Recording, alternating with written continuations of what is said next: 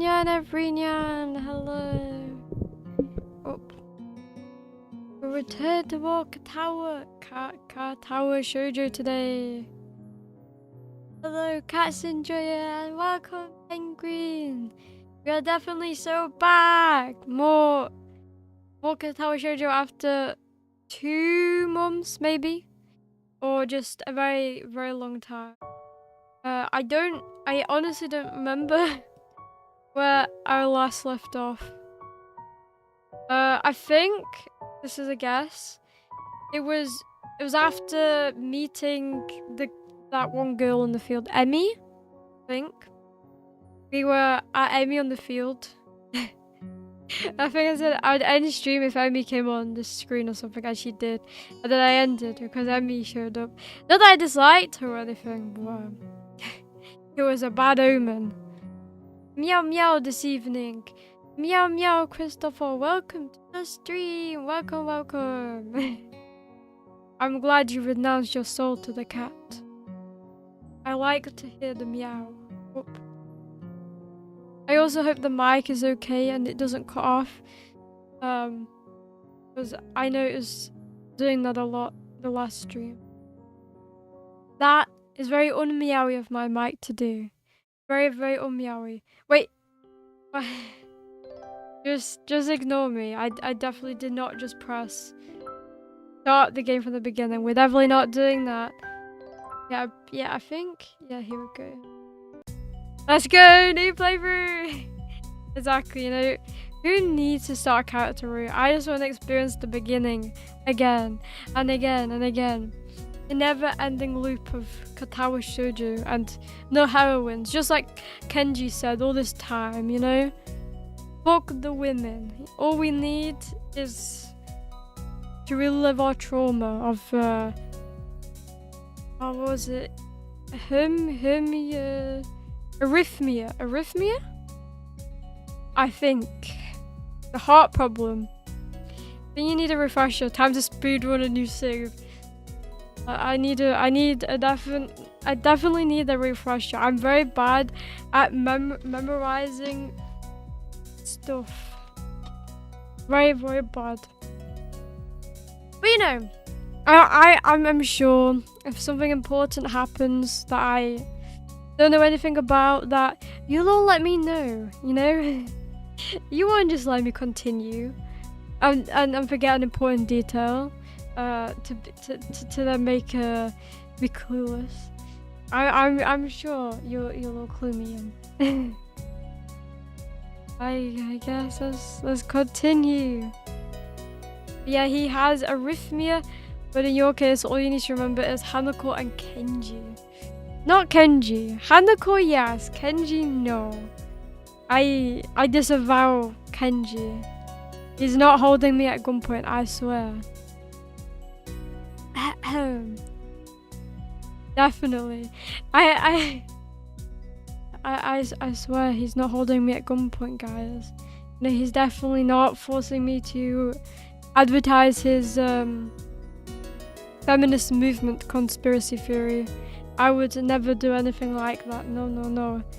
Definitely never. Not that definitely not by force. Definitely. All by will. If you don't like Kenji, then why do you have his glasses? Well, you see, he makes me play the part, you know. He makes me dressed up because he needs me for the conspiracy spreading. I mean, I'm definitely not doing it against gunpoint. He is definitely not forcing me against my will. No. Obviously, I believe in the feminist conspiracy theory that he's telling me every day and brainwashing me with. I'm surprised to see you again. I'm surprised you're running. Why is that? Well, not many people actually manage to come back for a second try. Not many people like to run. She frowned, seemingly annoyed by a passing thought. Like the rest of the track team, for instance. I'm gonna guess that the track team doesn't do well if they don't come to practice.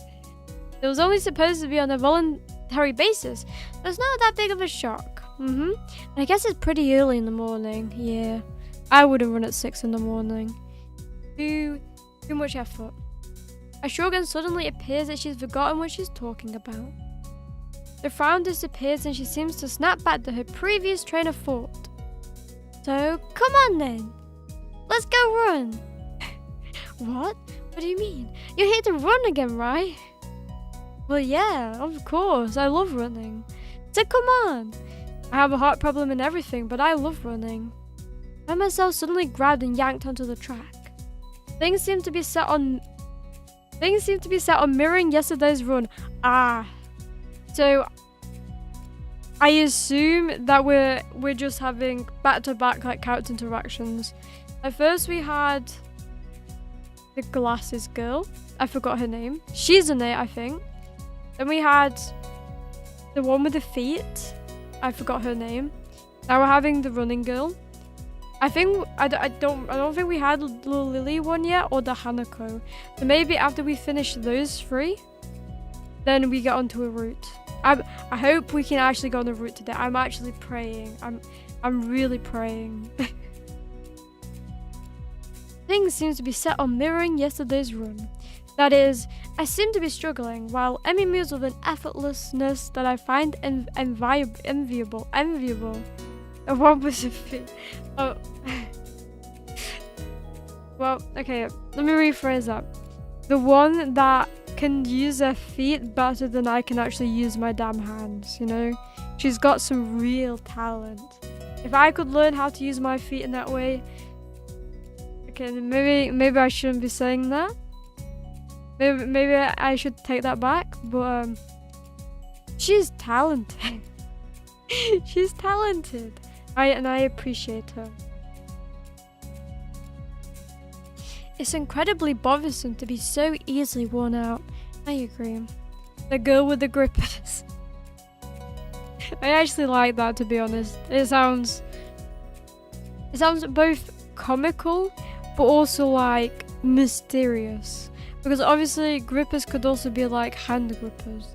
It's like, what does it mean? What's she talented at?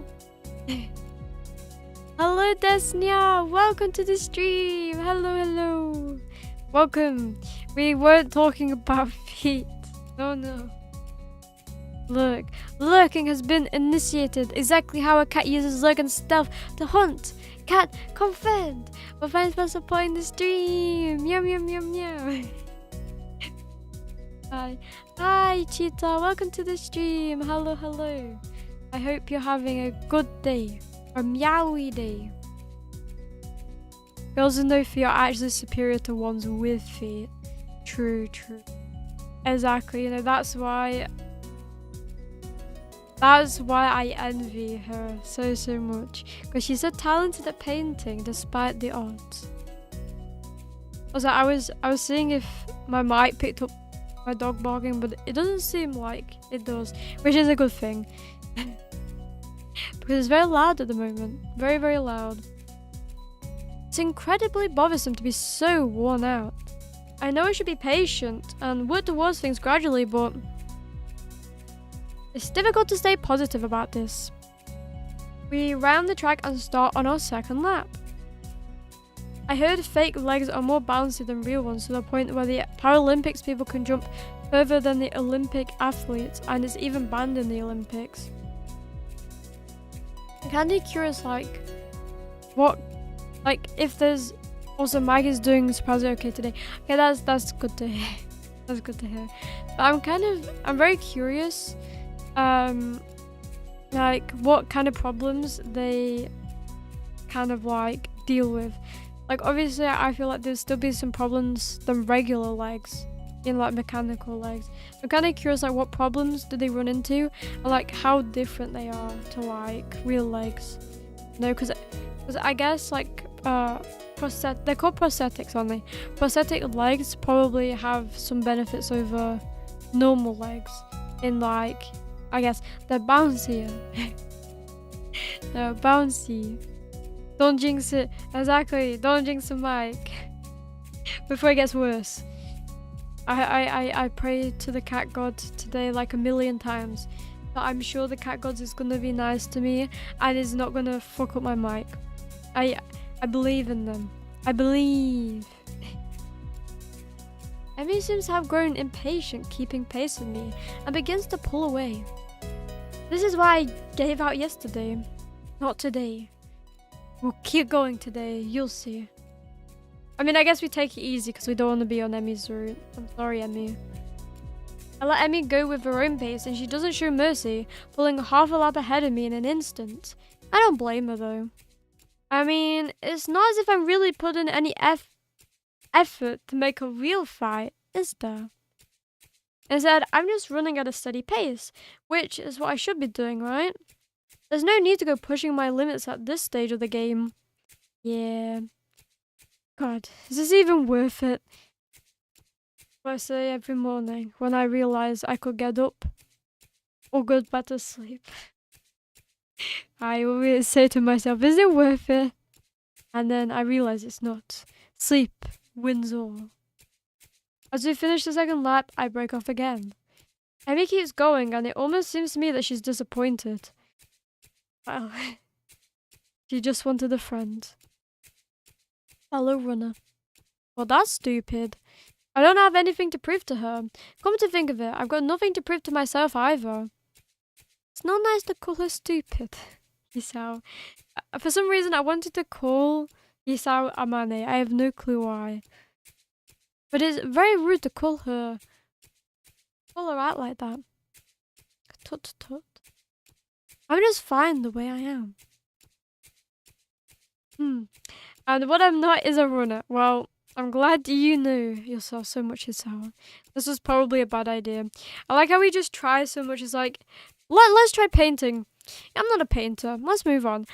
Let's try running. He tries to run. I'm not a runner. Then he gives up, you know? He's a very big inspiration to us all. Yeah, Mr. Heart Problem, you need to physically exert yourself more. But you know, sometimes they say, like, even when you're in bad health, you know, and have conditions, sometimes exercise can still help in moderation, you know? Sometimes exerting yourself more within a reason can be healthy, you know? Like, okay, I can't pull a specific example up. They're on the top of my head anyway. But you know, I feel like for a lot of health issues, usually the thing that's suggested by doctors is like, just go outside more, you know? Do some more physical exertion.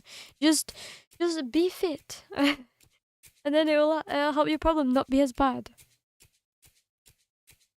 Which isn't always the best advice if you're in severe pain. Or have a life-threatening illness like Kisao. Maybe there's something else I can do instead of this. Getting up this early sucks anyway. There's gotta be some other way to keep healthy. Walking, maybe. Nice afternoon walks. I agree. Walks are nice. Very, very nice. Better than running. Running just sucks. Yeah, that sounds good. Running isn't for me. At least me and Hisao agree on one thing. I wave to Emmy and head back to my room. I'll think of something else later. No, please, not Kenji. Yes. Tuk tuk tuk tuk tuk tuk tuk tuk tuk tuk tuk tuk tuk tuk. Tuk tuk. What is tuk tuk? I'm clueless, I'm sorry. You're gonna have to pitch me in on what that means. Good cover.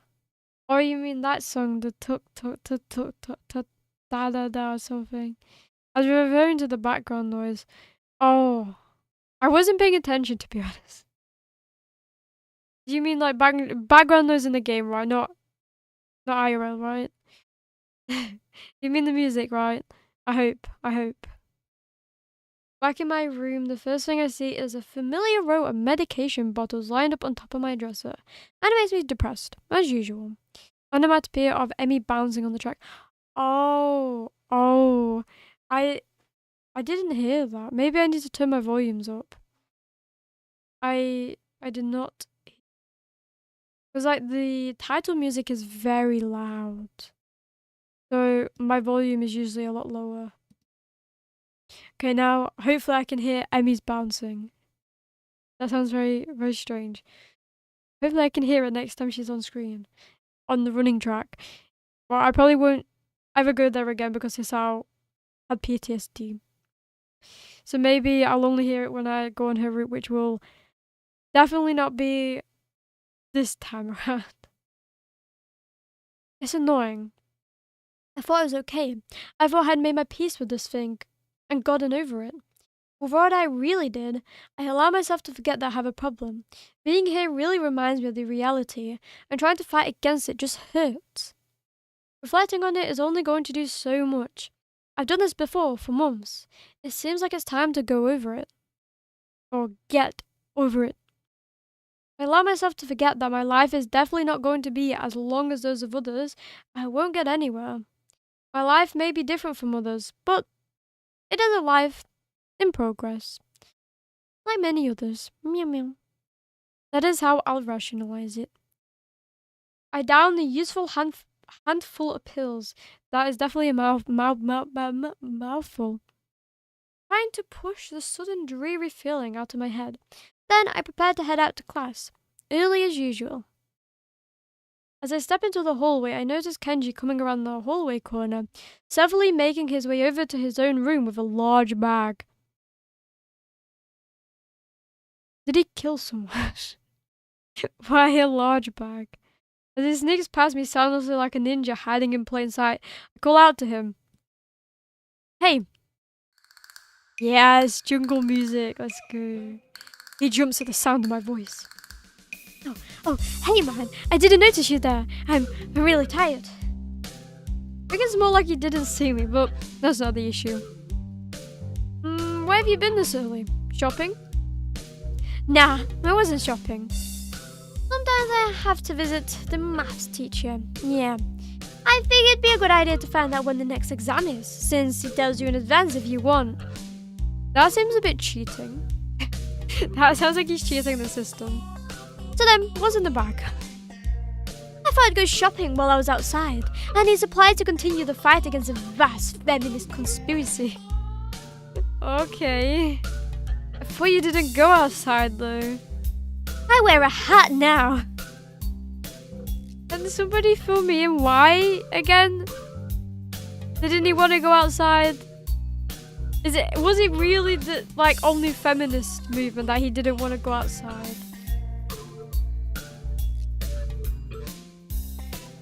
All I can say is what a Chad. Hat will protect him. Decide to not point out that he's not wearing a hat. It is a metaphorical hat, Hisao. How do you not get this much? An awkward silence settles between us, and then Kenji breaks it by pushing his door open slowly, releasing a creaking sound into the air that only makes the moment seem more awkward. He sets the bag down inside his room and then closes the door. Touching grass is a feminist conspiracy. But wouldn't you also say then touching the floor is a feminist conspiracy? Because if you think about it, a woman touches the floor, you know? So wouldn't that be a part of the conspiracy? Anywhere he walks, a woman could have walked, you know? He could bump into a woman outside of his window. Like not even inside his room is safe. Online he can meet a woman. Nothing is safe anymore. He's always going to be next to a woman, whether he likes it or not. Sounds good, I'm never leaving my bed again. But you could dream of women. Women could invade your dreams. There are no female construction workers. You never know. Maybe there will be one day. Maybe they're secretly vandalizing the construction site. Maybe they're hiding in holes. Maybe they're flying in the sky. Maybe they're in an airplane above you. The feminist movement is vast. The women, the feminists are everywhere. You can never be safe outside. Not once can I be safe, knowing that feminists are running amok out there. Need to protect our heads, protect our everything before they come and get me. We need to spread the cat conspiracy quickly before they get us. I'm surprised you went out of your way to find out a test date. Trying to take advantage of an opportunity to study is pretty diligent. Not a very Kenji move. I never study. Oh, makes sense. I just wanted to know when the next test day was. I'm still gonna take it, duh. I need to know so I know what day I can't afford to skip class. He usually sends out updates on that crap by phone. Does he step out and check up on it for a bit? He doesn't know the phone. The feminists are coming. Kenji is every college student. Why bother going to class when you can just ditch it?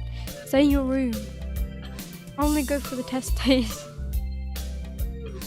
Never leave. Not even if you need to earn money. Just stay indoors. Stay indoors before the bad things happen. Why do you have to go out when you can get it on your phone? I don't carry a phone. Duh. What do you mean you don't carry a phone?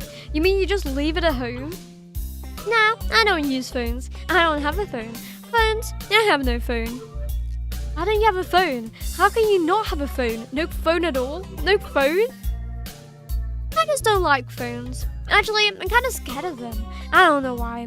I think it's some kind of repressed trauma. I can see that. You have a bit more than just that going on, Kenji, if I'm going to be honest with you. Definitely more than just that. Well, basically, when I hear a phone, I get nervous. It's my darkest secret. Oh, and you're telling me? That's so nice. I'm not going to romance you. I'm sorry, Kenji. I have two theories on it. Either I have some fear of receiving some undefined, ominous, life-altering doom call, or I was beaten with a phone in the past. Beaten so badly I can't remember it. Beaten up with a phone. Ah, Kenji. You never cease to amaze me.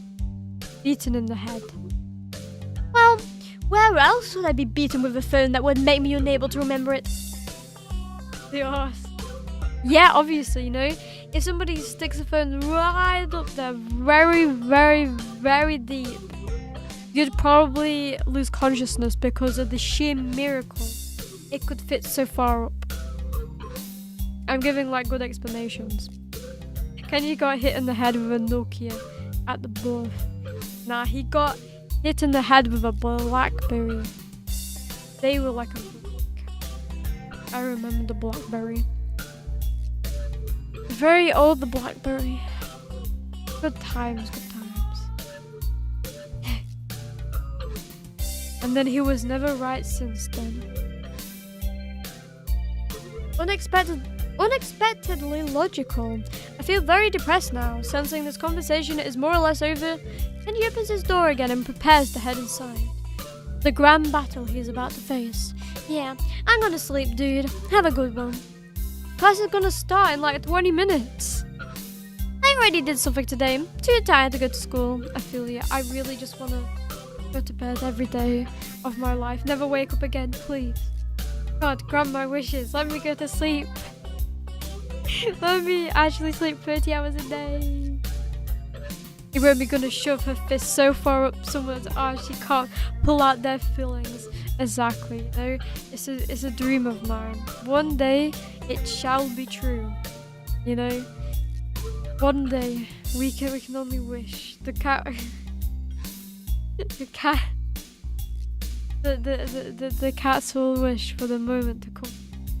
That sounds very strange. Don't worry, I will hit everyone here with a brick so they forget what I just said. Nobody needs to remember any of that, okay? Hey, you need some lip balm? I accidentally bought 2 because I thought the store had started selling individual AA batteries. Thanks. Well, no thanks. I'd rather sleep than stay awake. I agree. Sleep is the ultimate form of living, you know? When I'm asleep, I'm at my true happiness.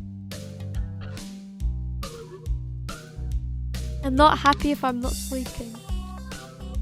God whispered in my ear and told me that the ultimate form of living is sleeping. So, everything I'm saying is 100% true. Sleep is cat behavior, so Iromi approved. Exactly, you know, everything's Iromi approved. if it's anything to do with cat-like behavior or sleeping, because sleeping is also cat-like behavior. Clip it, don't clip it, don't clip it, don't clip it, don't clip the previous thing I said. No, I doubt anybody would love to.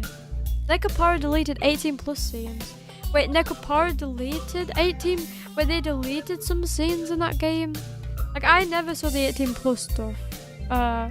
Because I only play the Steam version. But I've heard some very interesting stuff happens in the 18 plus stuff. I'm never going to check it out. I think I would actually become traumatized if I did.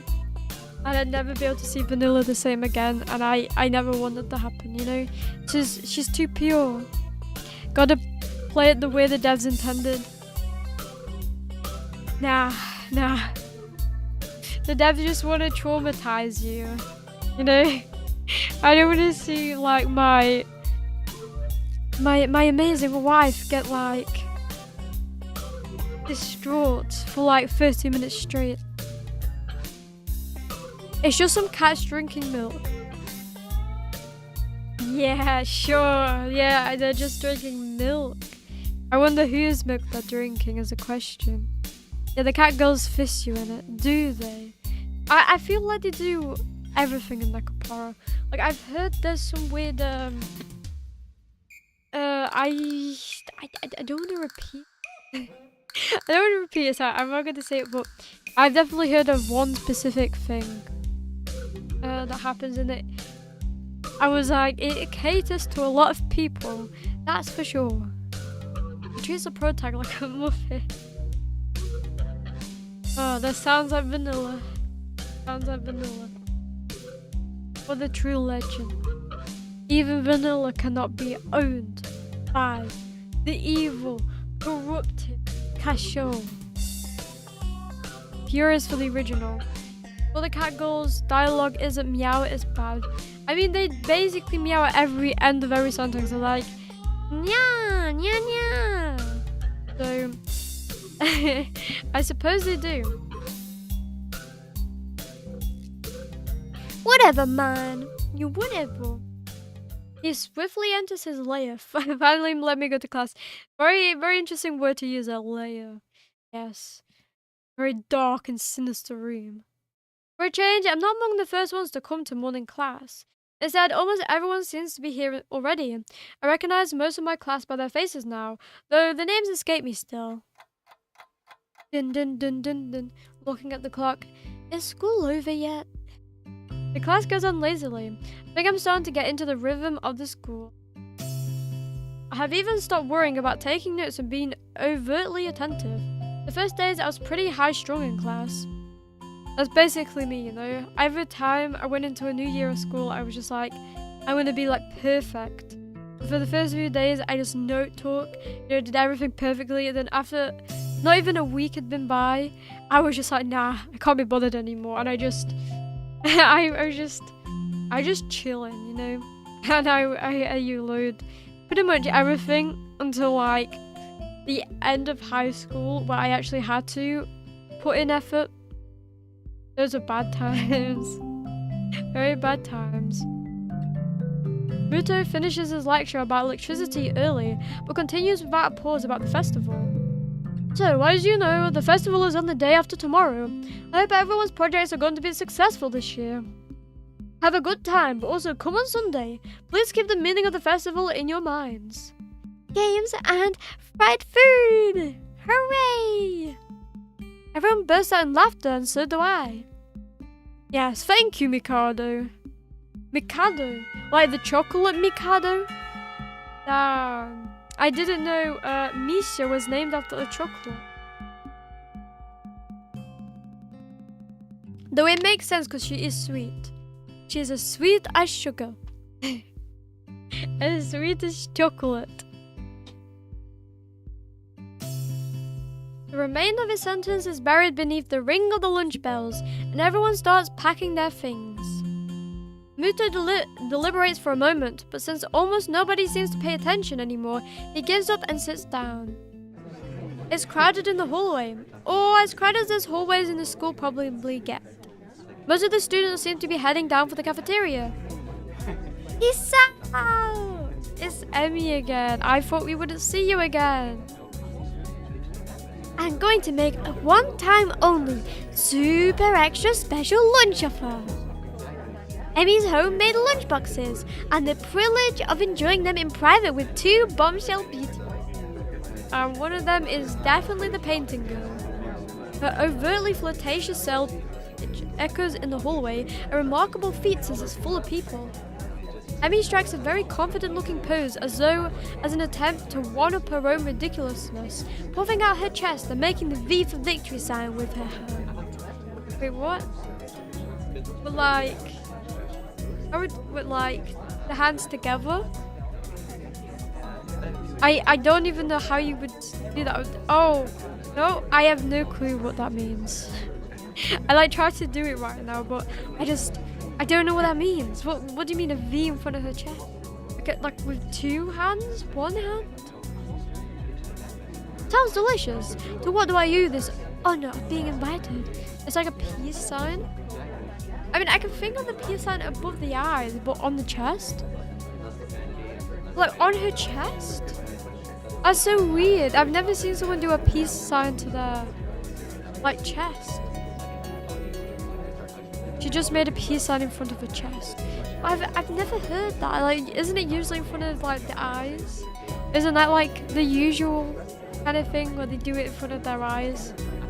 They do that cutesy, like, derry thing. But she does seem like the derry type. You stood there looking really lost and sad, so I thought you could use some company.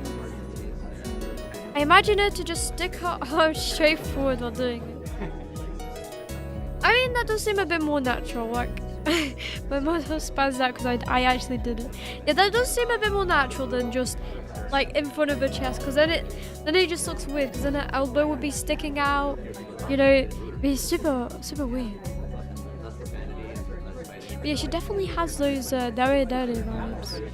That's probably the most depressing reason imaginable. Yeah, a little bit. So, how about it? You're probably really lonely and would need that awful cafeteria food all alone otherwise. True. He is very much a loner. Very much. Me every time someone wants to socialize. I'm kidding. Sure, I'll have your lunch offer with pleasure. Let's go to the roof. The roof? Why the roof? Because that's where we eat lunch, silly. And if I don't get up there, then she'll probably wander off, and then I just know she'll go hungry because she never packs a lunch for herself. Who will? With me. And you will see a world of possibilities. Okay, it's the foot girl, the gripper, the grips girl.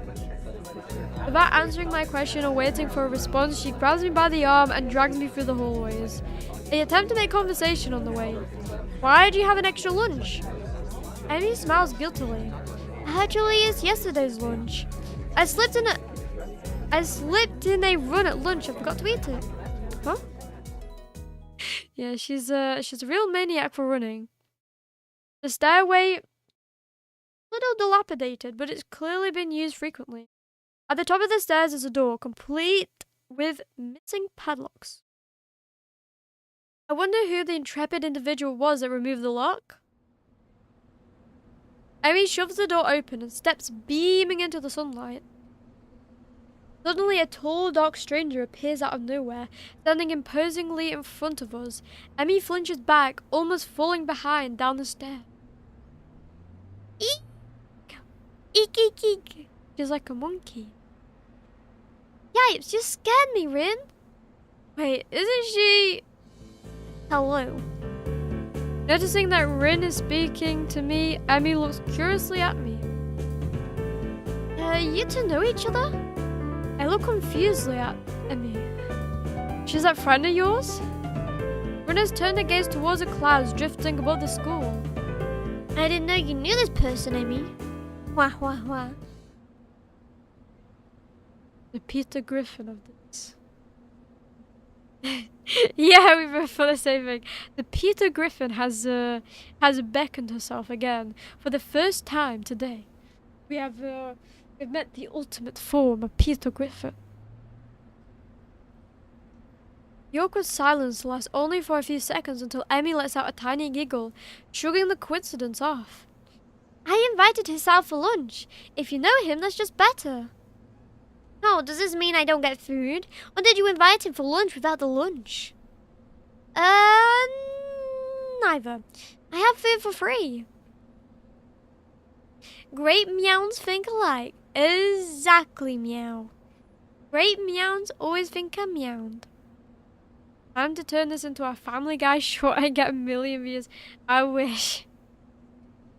Did you know Peter Griffin is in Katawa Shoujo?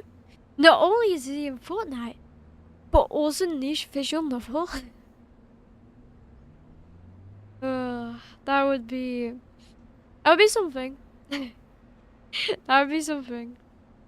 Nice thinking. They walk to the other end of the roof while I stay at the clock tower for a while, taking in the atmosphere. There is nobody else but us here. I guess the roof is not as popular as it is in other schools. A few rundown benches and tables are scattered around the edges, perhaps in an attempt to make the rooftop look less desolate. The small pebbles covering the roof rattle beneath our feet. I peek through the chain-link fence to take a look at the school grounds and beyond. Students are strolling in pairs and groups around the quadrangle and at the cafeteria. Quadrangle, I have no clue what that means. I'm guessing it means some kind of 4 thing, because usually quad is 4. Few delivery trucks are driving past the school towards a convenience store nearby. Somewhere a watchdog barks at a passerby. Somehow when I look towards the town centre, the small town feel strikes me very strongly, almost palpably. The hectic lifestyle of big metropolises seems so far away and foreign here. Nobody has to run to catch a bus like their life depended on it, or get their senses overloaded by the neon lights and traffic jams. I mean, to be fair, like being around like neon lights and just lights in general, like in like more of a town city area, like obviously maybe every day it'd get boring to see, but like if you are never around them a lot, then it honestly is nice to be around them and like see them, you know? It's like a different kind of vibe than like just like out in a village out in the middle of nowhere in a countryside. It's like a square courtyard in the middle of a building. Oh, like the thing is, stuff like that in the UK is literally just called a court or a courtyard. It's not called a quadrangle. Like that's the first time I'm hearing it. Because obviously, like usually, like churches and stuff, cathedrals, they usually have a courtyard. I think they're the only time I've known a building to have a courtyard. Because usually they're just really fancy. Yeah, I had to look it up. We call them courtyards too. I'm kind of curious where quadrangle came from, to be honest. It feels like so old. It sounds like a very old word. So I kind of want to like just use it from now on. Like, oh yes, yesterday I went to a quadrangle. It was beautiful, actually. Just to say really posh. I think it'd be funny. I feel surprisingly optimistic about the new life of mine, looking at my new hometown, even if it's going to be mine for only 1 short year. Nursing home I was working at recently had one as well. Wow, a nursing home? I'm always I'm honestly surprised a nursing home would have a courtyard.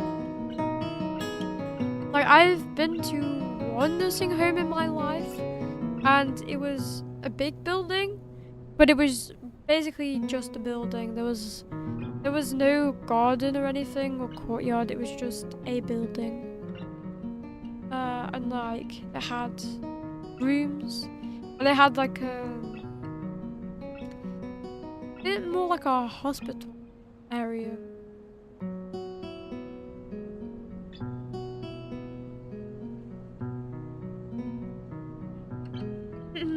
Finding out about my illness and having to move away from home all came so suddenly I haven't had time to think how I feel about it yet. When I step out of the shadow of the clock tower to the open, I feel warmth touching my back. The sun shines from a perfectly clear cerulean sky. A cool breeze sweeping over the rooftop makes me shiver, but only briefly. The wind carries the scent of trees and flowers, not smog and car exhaust like it used to just a few weeks ago. Emmy settles on a bench with Rin in tow and produces one big and two small lunchboxes from her bag. Come on, Hisao, what are you waiting for? She's beckoning me to join them, making room on the already small bench. I sit myself on the corner of the bench to take as little space as possible. It's pretty cramped, but somehow all three of us fit on it. Impressive view. Emmy suppresses a giggle and places the lunchbox in front of Rin, and hands another lunchbox to me. Here you go, lunch as promised. Homemade no less, and I'm very impressed.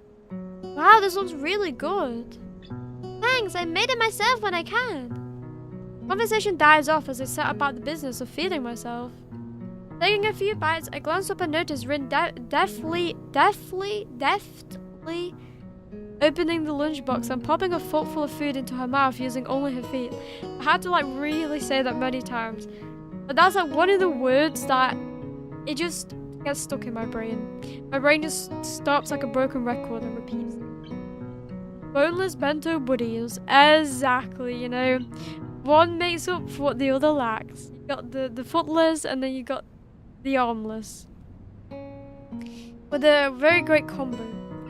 And then you got Hisao, which makes up everything the girls lack, minus the heart problems. Let's go. There we go.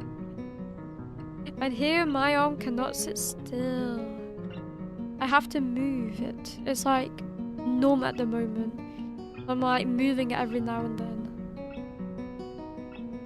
Taking a few bites. Num num. I glance up and notice Rin I already read this, I'm not doing it again! Ah!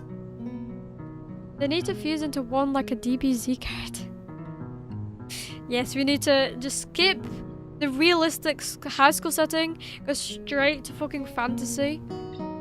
If Hisao wants to do something in his lifetime, he can create DBZ transformations, Make something of his small life. Just use a time machine, go into the future, and then bring back the technology that they use in the future to make magic and transformations happen, and boom.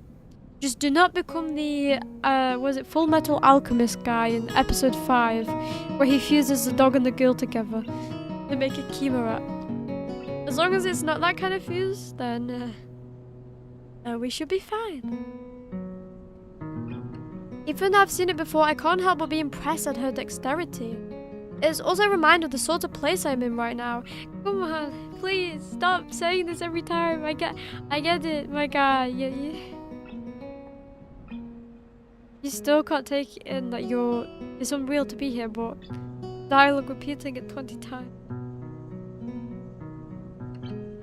I feel like I'm in an insane asylum. I'm always reminded of the things that are supposed to be terrible. Imagine he succeeded though. He could have made a cat girl. True. If he succeeded, he could have made a meowsing cat girl. But this shows that without proper procedures, we just get failure. We need a biological born cat girl instead of fusing together with beings that already exist. We just need a cat girl to be born into this world. And this is very simple. I'm not going to say how though, because that would probably is probably illegal. But I'm sure you can work out the ways. Wink, wink, nudge, nudge. Reminds me of Full Metal Alchemist Brotherhood. Was the last anime I watched. I still have 15 episodes left. Yeah. I want to say I have only 15 left, but I watched 5 episodes and I just stopped. Because after that episode I was just like, I'm not in the mood for this one. And then 4 years later and I still haven't watched the remaining 60. And a part of that was also because I just kind of got a little annoyed at Elric. Like, I know there's a time skip where he gets older, but I got annoyed that the first few episodes was just kind of like, I think it's called Elric, right? Like the brother that isn't the suit. Edward maybe? But yeah, I got annoyed that he kept monologuing about philosophical stuff. Like, I get he's probably like a depressed, like it was like a depressed 11-year-old, but like, I don't know, it was like every episode. I just got annoyed. And he was telling like a priest at church, like, oh yeah, there's no God, there's no hope in life. Even though she's just being like, oh, I believe in this, and people can believe in what they want, and there's no hope in life. We're all gonna die anyway. And yeah. Edward was he was truly something. Iromi, do not the cat. Don't worry, I won't do the cat. Other people will do the cat. As in, like, not like do the cat like that, because that would be completely wrong. I would never support hurting a feline like that. That would be completely terrible. But what you do is you take a cat, and you get its genes, and then what you do is you want to like inject. Okay, see, now I'm going far. But you get the DNA. No. You can get the DNA in a syringe. A syringe. Not the other way. I do not support doing anything like that to cats. That hurts the poor kitty, and I would never support a poor kitty getting hurt, or any animal getting hurt, but especially the kitty. Kitty deserves only great stuff, you know? We deserve to worship them. And if you hurt the cat in any ways that is implied of what I said, which is a misconception, then you deserve the ultimate penalty of the cat amendment, which is to go to the what was it called? The dog hell. Yeah, there we go, dog hell. Let's just call it dog hell. Oh, the dog's house. So yeah, you go to the dog's house. Because that's a great play on words. Morgana, no. Morgana is the devil. Morgana is the devil. We took away his cat's rights. Besides, he also calls himself not a cat, so he never had cat rights to begin with. He is already in the doghouse. Will I ever get used to sights such as this? I can't decide if getting used to such a thing would be a good thing or a bad thing, as you've said about 50 times. Does getting used to this place mean I'm giving up on being a normal person? Not exactly. I mean, nobody's normal in the true senses of the word. Or does it just mean that I'm becoming more understanding about those around me? I'm distracted from my thoughts by the sight of Emmy tearing into her lunch as if it had insulted her ancestors. She seemed pretty hungry. Emmy looks up, mouth half full, and swallows before nodding. My morning run always wakes up an appetite. But it mustn't have yesterday if she skipped lunch. Welcome to the stream, Zahira. Thank you for being here. I appreciate it. Welcome. Thank you. Which is great because then I burn through lunch pretty quickly. Meow meow. Exactly. Meow meow meow. I make sure to renounce your humanity to cat, as every great individual does in the stream. Helps me keep my girlish figure. True. What would happen if you lose it? Would you become a man? Wow. Not exactly. We believe in equality in the Iromi channel. So you'd be whatever you want to be. I very nearly choke on my lunch trying not to laugh. The figure of speech. Does your figure have to run in the mornings too? You always talk like this. Talk like what? Like what? What if I want to be a dog or anti-cat? Well, you see the thing is, right? If you want to be a dog, then you definitely haven't read the Holy Scripture enough, you know? Which just means that you need to spend the rest of your days for like maybe the next month just like rereading the Holy Scriptures. Don't even sleep, just read the Holy Scriptures until you believe yourself to only want to be cat. And if you want to be an anti-cat, then well, do you really want to go against the cat army? You know, I'm just saying, you know, it's definitely not a threat, but like, you know, the cat army, they could really mold you into a shape with brainwashing, you know? You either choose the nice friendly way of brainwashing yourself or having the cat army do it for you, you know? Either way, you'll become a fellow cat. There's no way you cannot. It is against the cat law to not be a fellow cat. I think that answers my question. Never mind. So, I should go to think of small talk and settle on the obvious question. How did you two meet? Rin seems content to let Emmy answer this question. This dream is enough brainwashing in and of itself. What do you mean? I would never brainwash anyone. I completely love every single body, person and cat, you know, and I accept everybody equally, you know. I would always accept someone, even if they were a dog. Or a cat hater, you know. I would obviously accept who they are as a person until they become the right kind of person, you know. Because I know everybody has it within them. Become the right type. They make the right decisions in life for one, you know. There's always a chance to make it right.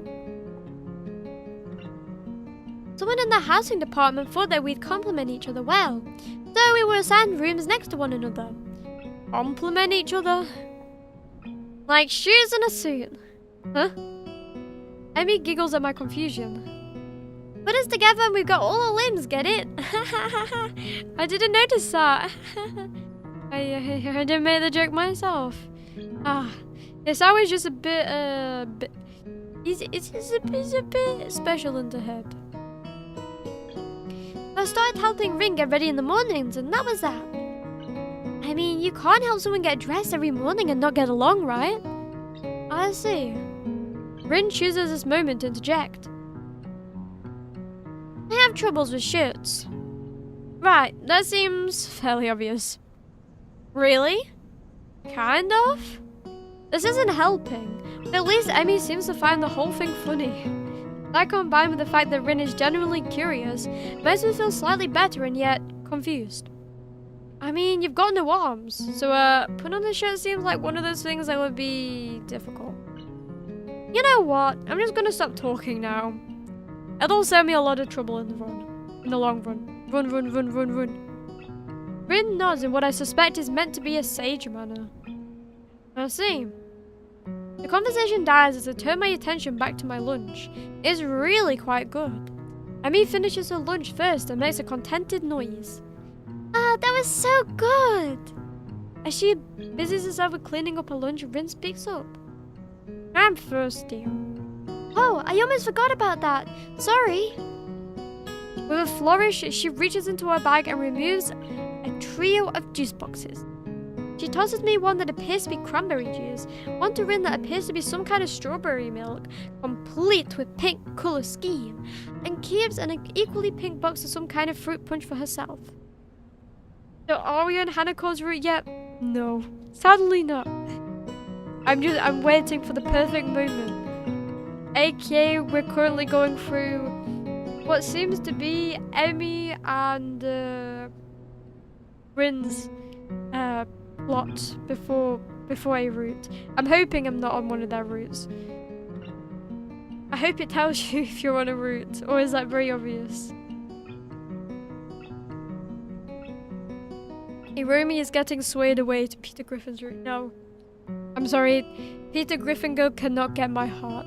Never. Never. I'd prefer to be, if I had to choose one of these two, it'd be Emmy.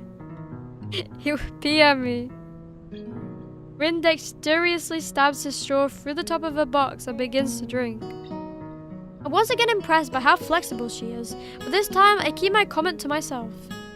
Somehow, I don't think either Emmy or Rin are the sorts of people to think twice about the way they work around their particular disabilities. Rin especially so. Indeed, she gives us the impression of being entirely unaware that she's missing any limbs at all. Whether or not that's a conscious decision is another matter. I'm honestly not sure. So, Hisao, how do you like it up here? It's quite nice, actually. I like high places for the view. Thanks for inviting me up here. And for the lunch. Emmy grins a 1,000-watt grin, pleased by my response, I suppose. No problem. Feel free to eat with us next time too, okay? I won't make you a lunch, but you can bring your own up here. No lunch service? I don't know. Emmy looks mock offended. Trying to take advantage of my good nature? The nerve. She giggles. Well, if that's your answer, I guess Rin and I just will keep eating alone up here. I'm suddenly assaulted by the most heart-wrenching puppy dog eyes I've ever seen as Emmy pouts. Kidding! I was so kidding! I'd love to eat lunch up here again with you two. Good location and the company's okay too. Emmy frowns a bit at my declaration of okay, but seems happy enough that I've accepted her invitation. I guess this makes us friends now. Huzzah! How many friends does that make? 2, 4, 5. 5 friends and 6 if you want to count Kenji. Iromi not being sidetracked by every message? Is this Iromi version 2.0? Well, you know, I am like an hour in and I have only come like maybe like 15 minutes of content. So I wouldn't say I've never got sidetracked, just a lot less than usual, you know. I'm enjoying Emmy at the moment, you know. Emmy has kept me on track. Like pun is very unintended there, okay? That was a very unintended pun. Or at least acquaintances. If Remy not getting sidetracked, chat can fix that. Sure, yeah, fix it. You know, it's I can fix them. I'm sure you can. And just to prove you all wrong, I'm gonna keep reading. The lunch bell rings, signaling I return downstairs. Rin, you didn't finish your lunch again. I wasn't that hungry anyway. Meow, meow, meow. If you don't eat more, you're going to fade away. Rin shrugs as if this is an acceptable risk. I agree. Actually, no, I love eating. Eat more food, Rin, or else become the Peter Griffin size you wish to be. Come on, we'd better get going. Let's go say hi to Shizune. The 3 of us head down the stairs together. And Hanako. The afternoon class passes. Once again, I find myself without a plan for something to do after school, so I head to the library to return a couple of the books I finished reading. Hanako moment. Walking inside, I see that there were about as many students here as there were on Tuesday, all the more evident from the almost total silence enveloping the room. As I drop the books I'd borrowed into the return slot in the counter, Yuko suddenly pops up from behind it, quite startled from the banging they make as they hit the trolley next to her. Sorry Yuko, I didn't mean to startle you. No, that's fine. It happens a lot. I'm used to it by now. Can I help you? It's okay. I think I know where everything is. Thanks anyway. I suppose I'll grab another book or two while I'm here. There's not much else to do, and after reading so much during my stay in the hospital, it's become a hard habit to break. I wandered down to the fiction section, towards the back of the library, scanning the bookshelves for anything that catches my eye. As I do, I look over to the corner where Hanako had been the last time I was here, not really expecting anything to come of it. Yes! Best girl has appeared! Best girl alert! Best girl alert! Time to catch! Time to catch! Surprisingly though, she's there, absorbed completely in a fairly thick book. I decide against intruding on her like last time and get back to finding reading material. Wife, I agree. Very big wife material. The mouse is the wife. She's got this. I get points up, right? After an indiscernible amount of time spending perusing the aisles, I finally decide on a couple of books to get and slide them off the shelf. With a minimum amount of fuss, I quickly walk over to the counter, check out my books, and pop them into my bag as I walk out.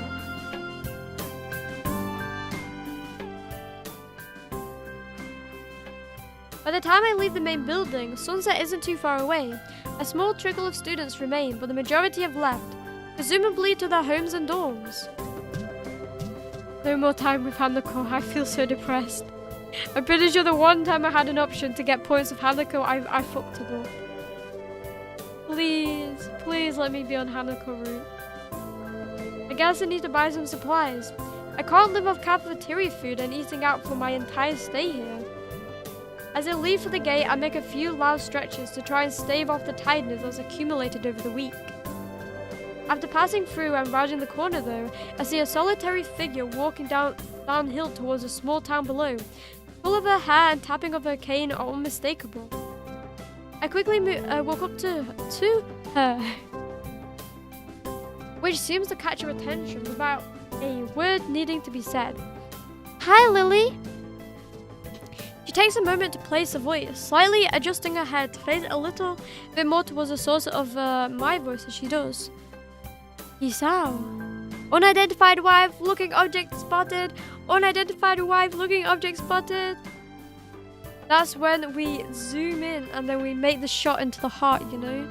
Like in the Kaguya opening. Shooting the heart arrow into Shirogane's heart. We're gonna do the same for Hanako and Lily, who is definitely wife too, I agree, you know? I agree it should be the second one I'd go for. Well, her or Emmy? But probably her, because I like the calm vibes, you know? I really like calm vibe the wife. Isao. Yep, that's me. Don't wear it out. She seems to have a good memory for voices. The fact that she actually remembered is a pleasant surprise. Good evening, and what brings you here? Once again, she gives a small, polite bow, and once again I reply in kind before realizing that I didn't need to do so. Just going into town. You? My, what a coincidence. Doing the same thing then?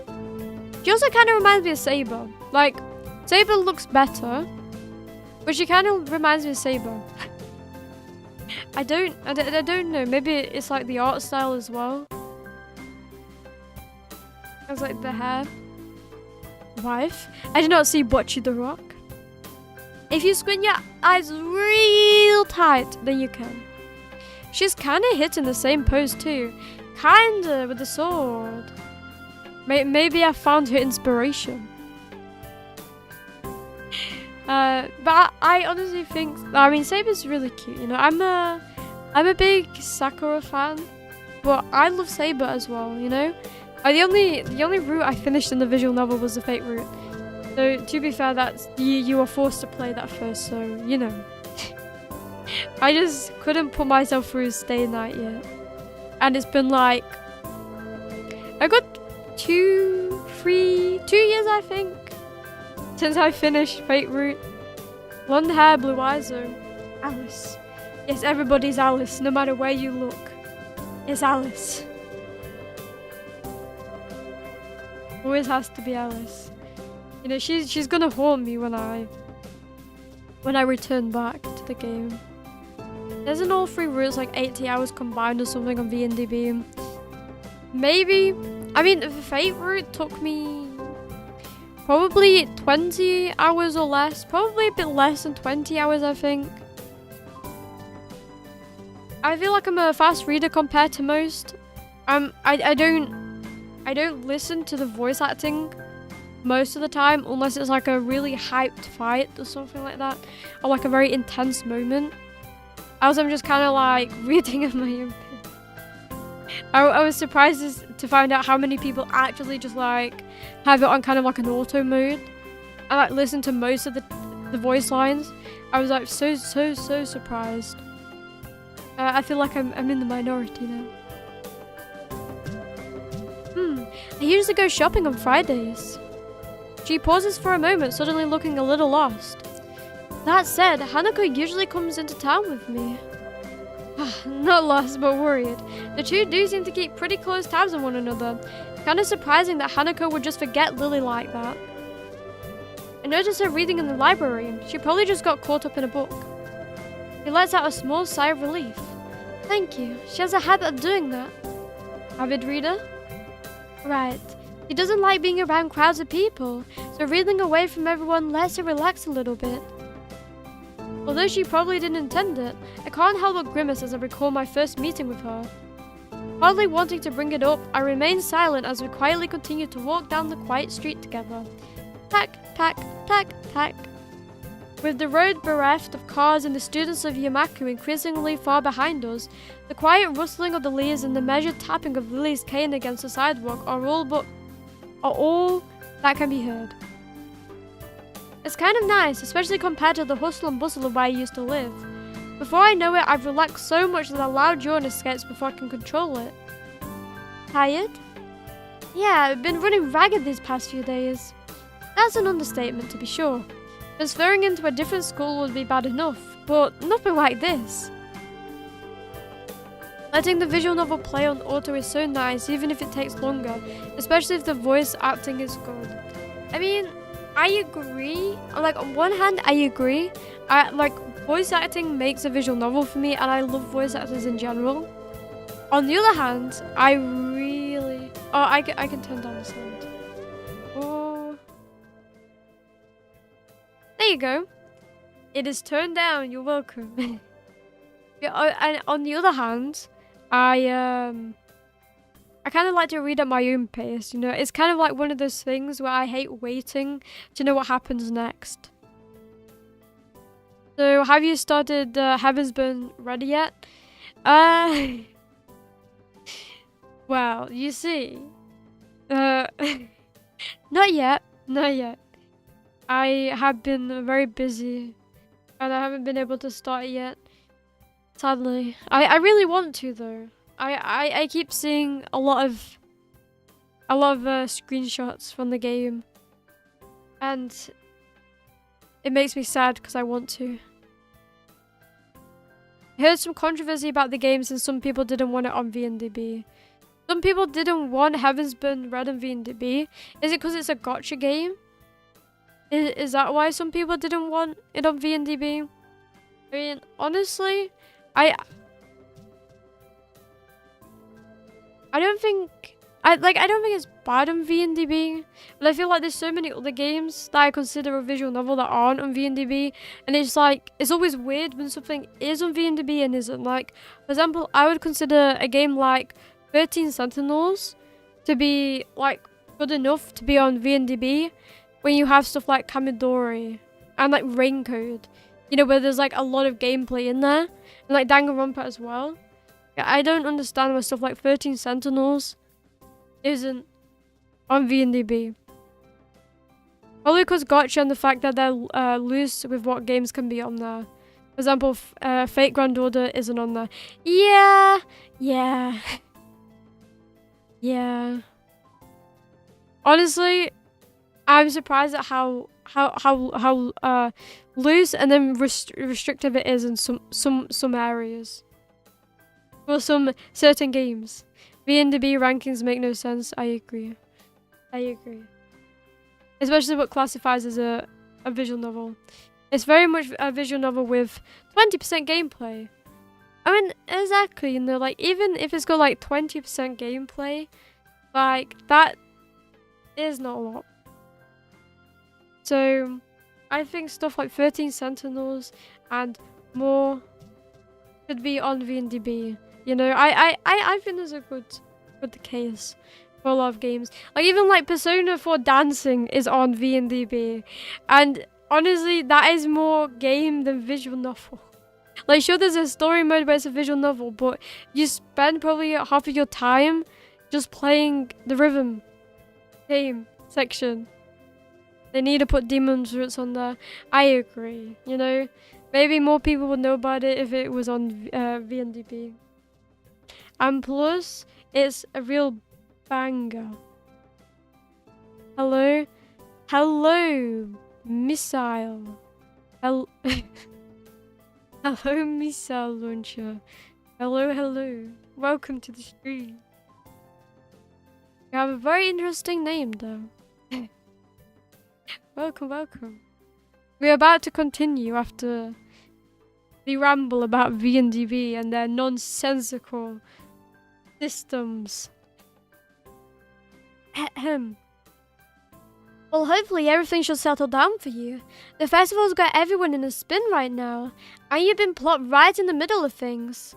For a moment I hesitate, but given her apparent tolerance for frankness, I decide to give my full thoughts.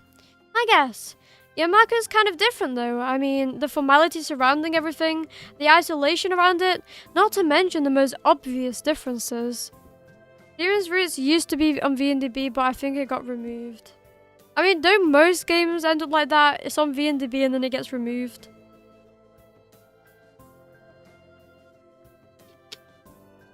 Can you turn the background track a tiny bit up? Yes, anything. Anything for you, Cats Enjoyer. You know, the #1 Cats Enjoyer fan. Would you say that's enough? I hope that is to your liking. Kind of a whole different mindset. I suppose I get used to it though in time. I think a visual novel needs to have long enough pure text scenes for it to count. I mean, the thing is, right? Like, if we're gonna go with that, then wouldn't Persona count? Because literally, there's some Persona sections where if you have it on auto mode, it's like an hour of dialogue. And you're just not doing anything. Yeah, audio's good. That's good. There is a bear outside. What the fuck? Where's the bear? Make sure if there's a bear outside your house to go punch it in the nose. I heard if you punch a bear in the nose, it'll run off screaming. That's crazy since I know they got Monster Girl Quest on that and it's rated super high.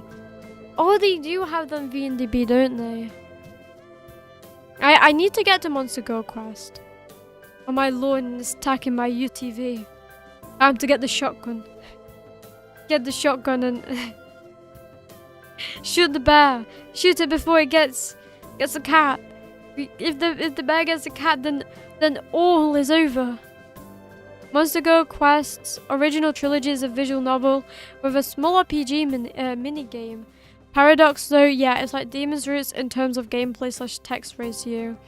And is Paradox on VNTV? She gives a matter-of-fact nod, apparently pleased with my answer. It feels almost as if she's included me in the flock of students she's shepherding, along with class 3-2 and Hanako. Well, not that I mind. It's nice to get the thoughts off my chest in any case. Yeah? Yeah, you know, I feel like they have some bias, you know? Maybe we just all have to petition together to get Demon's Roots on VNDB. I mean, I'm pretty sure as well, like Jack Jan as well is a visual novel, but it has like a lot of gameplay, like with the kind of like obviously there's a lot of visual novel sections, but there's also a lot of like gameplay sections with like rhythm games. I think I spent this may be embarrassing, but I played maybe like 30 or 20 hours of the game. Most of that was on the rhythm part of the game. My cats are legends, they could probably take it. They are the most lazy fibbles ever. You know, I honestly believe that any cat could take on a bear because let's be honest, the cat's meow is louder than a bear's roar. You know, it's truly terrifying. Just counted Monster Girl Quest Paradox is hashtag 28th on Onda. It's that high up? It's that high up on VNDB? I'm so surprised. Now this is Iromi, I know. Mission accomplished. Yes, let's go. The Zatsu has begun. Just a lot of discussions, let's go. Paradox is probably the greatest JRPG out there though, in my opinion. It's so good. Well, you know, Persona exists. I'm very sorry. But when you got like Persona and you've got like the Nier games, like Nier Replicant, I'd have to fight you on that. I'd have to fight you on that. I need to play it. Yeah, you definitely need to play Paradox. So do I, but yeah, you definitely should play Paradox. To Black Souls 2 when? I'm planning to either play that sometime in December, if I get the time to, or around the beginning of January. That's like my next mission. That's the next thing on my agenda. Part 3 currently has a rating in the 9s, but not enough votes to count yet since it's super long. Like 150 hours just for part 3, and only out in Japanese right now. Yeah, playing that game is gonna take, like, it's gonna take a few months. Sheesh, I agree. Just hearing that makes me wanna, like, reconsider my entire decision, because Persona took that long. But like whenever I go through Persona, like I have over 1,000 hours in Persona and I've played it like 10 times. Whenever I play Persona, it always feels like 10 hours. Like it just feels always so short. But I love it so much that so many hours is so little. So maybe if Paradox is very enjoyable, then it'd also feel like that. Alright, it is a perfect Christmas game. You can visit Santa. What you mean in Black Souls 2? I'm a bit scared of what you mean I can visit Santa in Black Souls 2. Is that insinuating something dark? Oh no. Probably gonna take forever to translate it then. I know Rand's 10? I think that's 10. Has about the same playtime and has no translation and has been out since 2018. And has been out since 2018? Or do you mean it has been in translation since 2018? 1,000 hours in Persona? Yeah, Persona 5 to be exact. Persona 5. And if I combine Royale, then it'd be more than that. But yeah, I have a ton of hours in Persona 5. I love it. Yep, he's very jolly. Wait, Santa's in Black Souls 2. Do they also have the Easter Bunny is my question. Part 1 and Part 2 combined is 80 to 100 hours. It's just Part 3 is longer than both the first two combined. So in total Paradox will take 200 to 250 hours probably. Ay. How could I ever start that? Jesus. That's like giving up like all of my time to play every game that comes out monthly. That's a commitment indeed. The translation team for part something is enormous, so they are making crazy fast progress since they got like 30 translators or something. Is 30 a lot? 1,000 is only Persona 5? Yeah. If I combine Persona 5 Royale, then it'd be maybe plus another 200. And then Persona 4 plus another 100 and something. Persona 3 plus another 150. You know, Persona series in all around, you know. I have probably around 2,000 hours. Story is a banger though. You have to show me some great screenshots. Most fan translations only have 2 to 3 translators.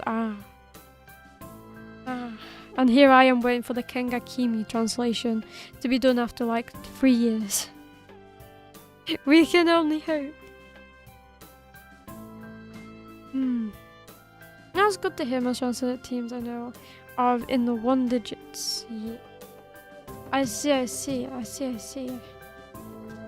Wait, I barely have 1,000 hours in Terraria.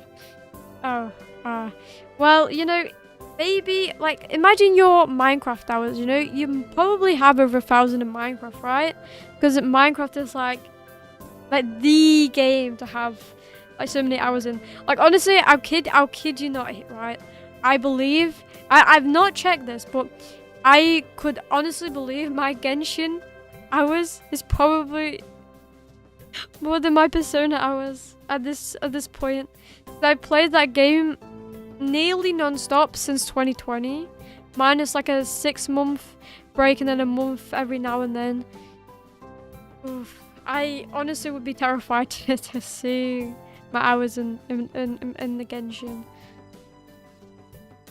I really wish Java counted how many hours you played. That shit was all I played 3rd grade through middle school. Yeah, honestly, I wish it counted hours as well. I would honestly love to see how many hours I put into Minecraft, because I also I spent a large majority of my time on that game, more than I'd like to admit. So to be fair, I think I went through phases in Minecraft. And my first phase was like playing with my sister quite a lot. My second phase was PvP, and I was very good at it. And then I stopped playing the game for a while. And then my third phase was building, and I just built and built. So much so, I got offered a position in the buildings in one of the bigger servers to be a builder in the.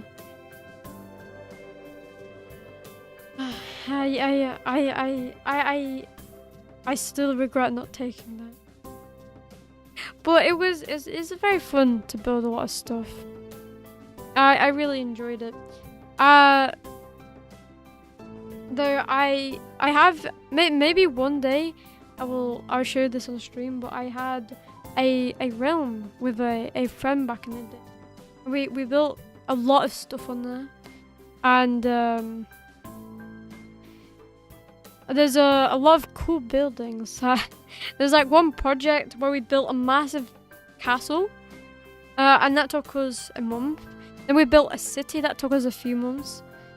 But it was always a lot of fun to do all those buildings. Community server when? I mean, it would be a fun thing. I would just have to work out how to do that. Because I am I'm not very good at setting up stuff like that. I am like the most un-tech savvy person you'll ever meet. Meow meow. But I'd love to have a community server and just have everybody build cat things. Like a massive cat city. It'd be very, very fun. Looking on the bright side, one could say it as a chance for a new beginning. You should cherish the ability to make new friends. That's optimistic. Nonetheless, it's good to have a positive attitude about such things, I suppose. I guess that's a good take on it. Walking on down the road, she seems to become somewhat unsettled. Before I can ask what's on her mind, she seems to collect herself and speaks up about something else. So where in town were you going? That's actually a pretty good question. I come in to buy food, but the layout of the place is still totally foreign to me. I had intended to just wander around and see what I could find, but with sunset already approaching and nightfall not too far away, that doesn't seem very wise. I'm going to have to ask her for directions again. I was just going to get some food, but now that you mention it, I don't really know the way. Well now, this is quite lucky. I was just about to go to the convenience store myself. Looks like I'll be in your care again. Thank you. Together we walked to the store. My paces carefully slowed to remain beside her. Compared to my usual walking pace, hers is quite a bit slower. Not that it's without reason. Yeah, she has a very good reason for walking a bit slower. It's still probably faster than, you know, your average person. Maybe not average person, but like, faster than like a toddler.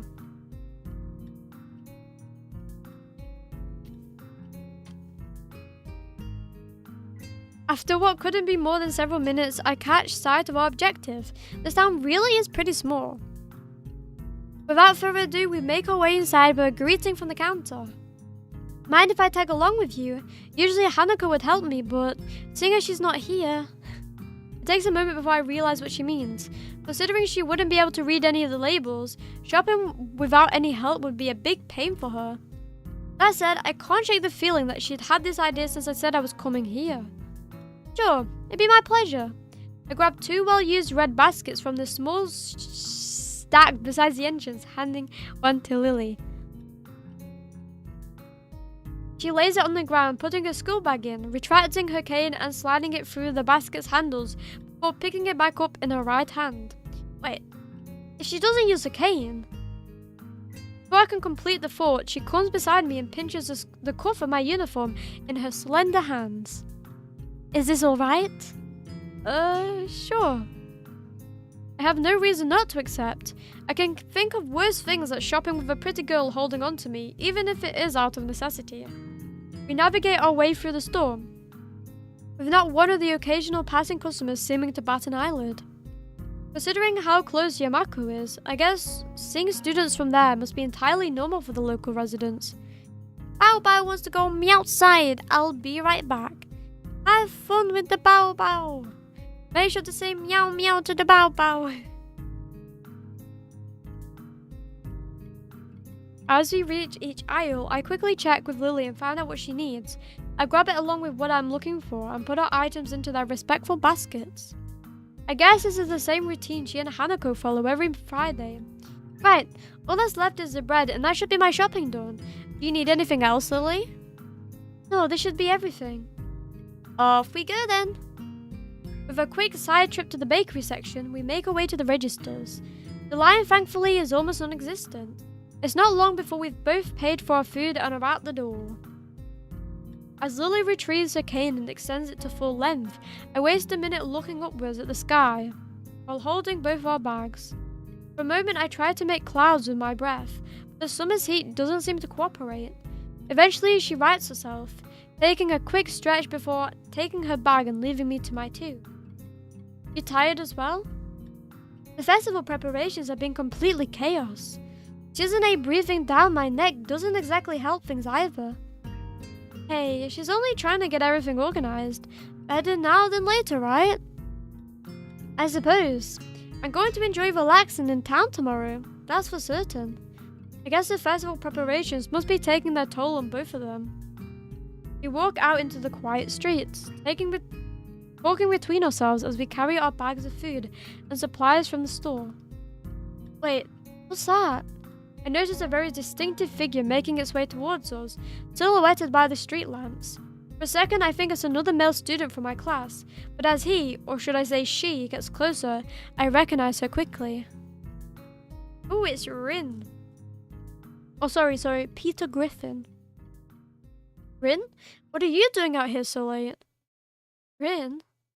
Lily pokes her head, looking like she's trying to focus on listening more keenly. It suddenly comes to me that I should probably interpret the scene for her. It's Rin, Tezuka, I think was the last name from our school. She stiffens at the name and gives a complicated looking expression, something like a forced fusion of a composed smile and a painful cringe.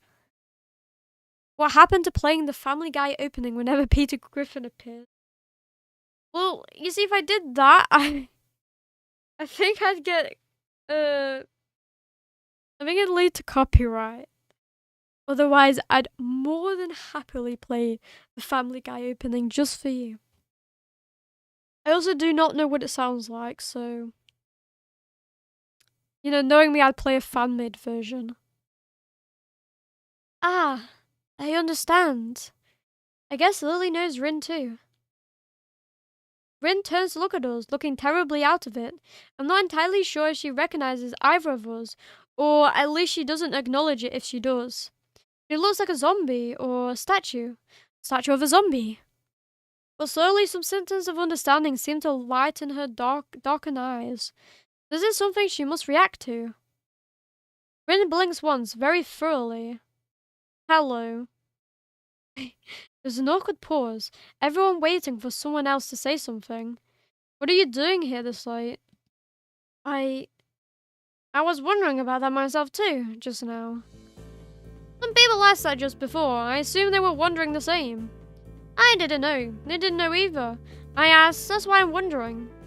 So that was pretty much it. It's a murder mystery without a murder. And then we're going that way.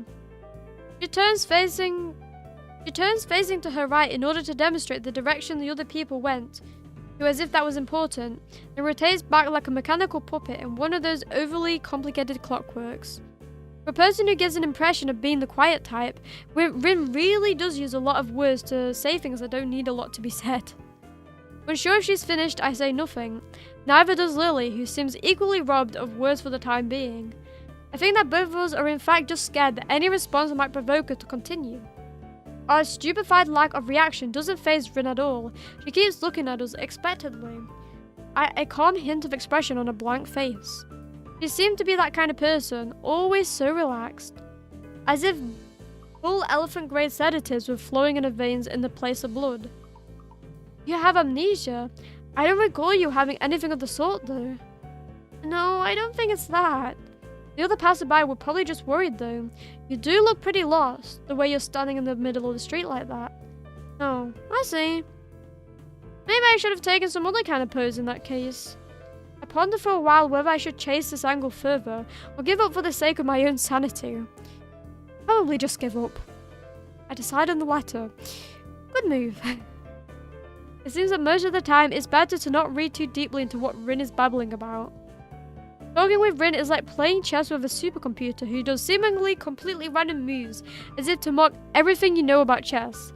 It's like that except with human interaction. And even if I win, it feels like losing.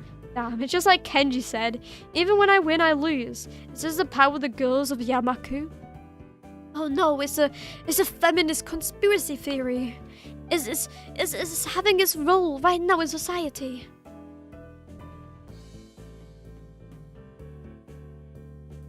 They'd be getting us good here. I push the thought aside as too dangerous to consider further. It's probably just Kenji's anti-female propaganda getting to me during a moment of weakness. Told you guys. And Kenji's really not forcing me and forcing this feminist conspiracy theory down me. I swear. I am actively engaging in the feminist conspiracy for my own good, you know? It's definitely not because of Kenji, I promise. He hasn't held the gun to my head at all to promote this conspiracy theory. I promise. Just got back. Peter Griffin x Saber is an insane crossover. I know, right? Somebody needs to take a picture to memorialize this forever. It's really important. And to mention Kenji as well.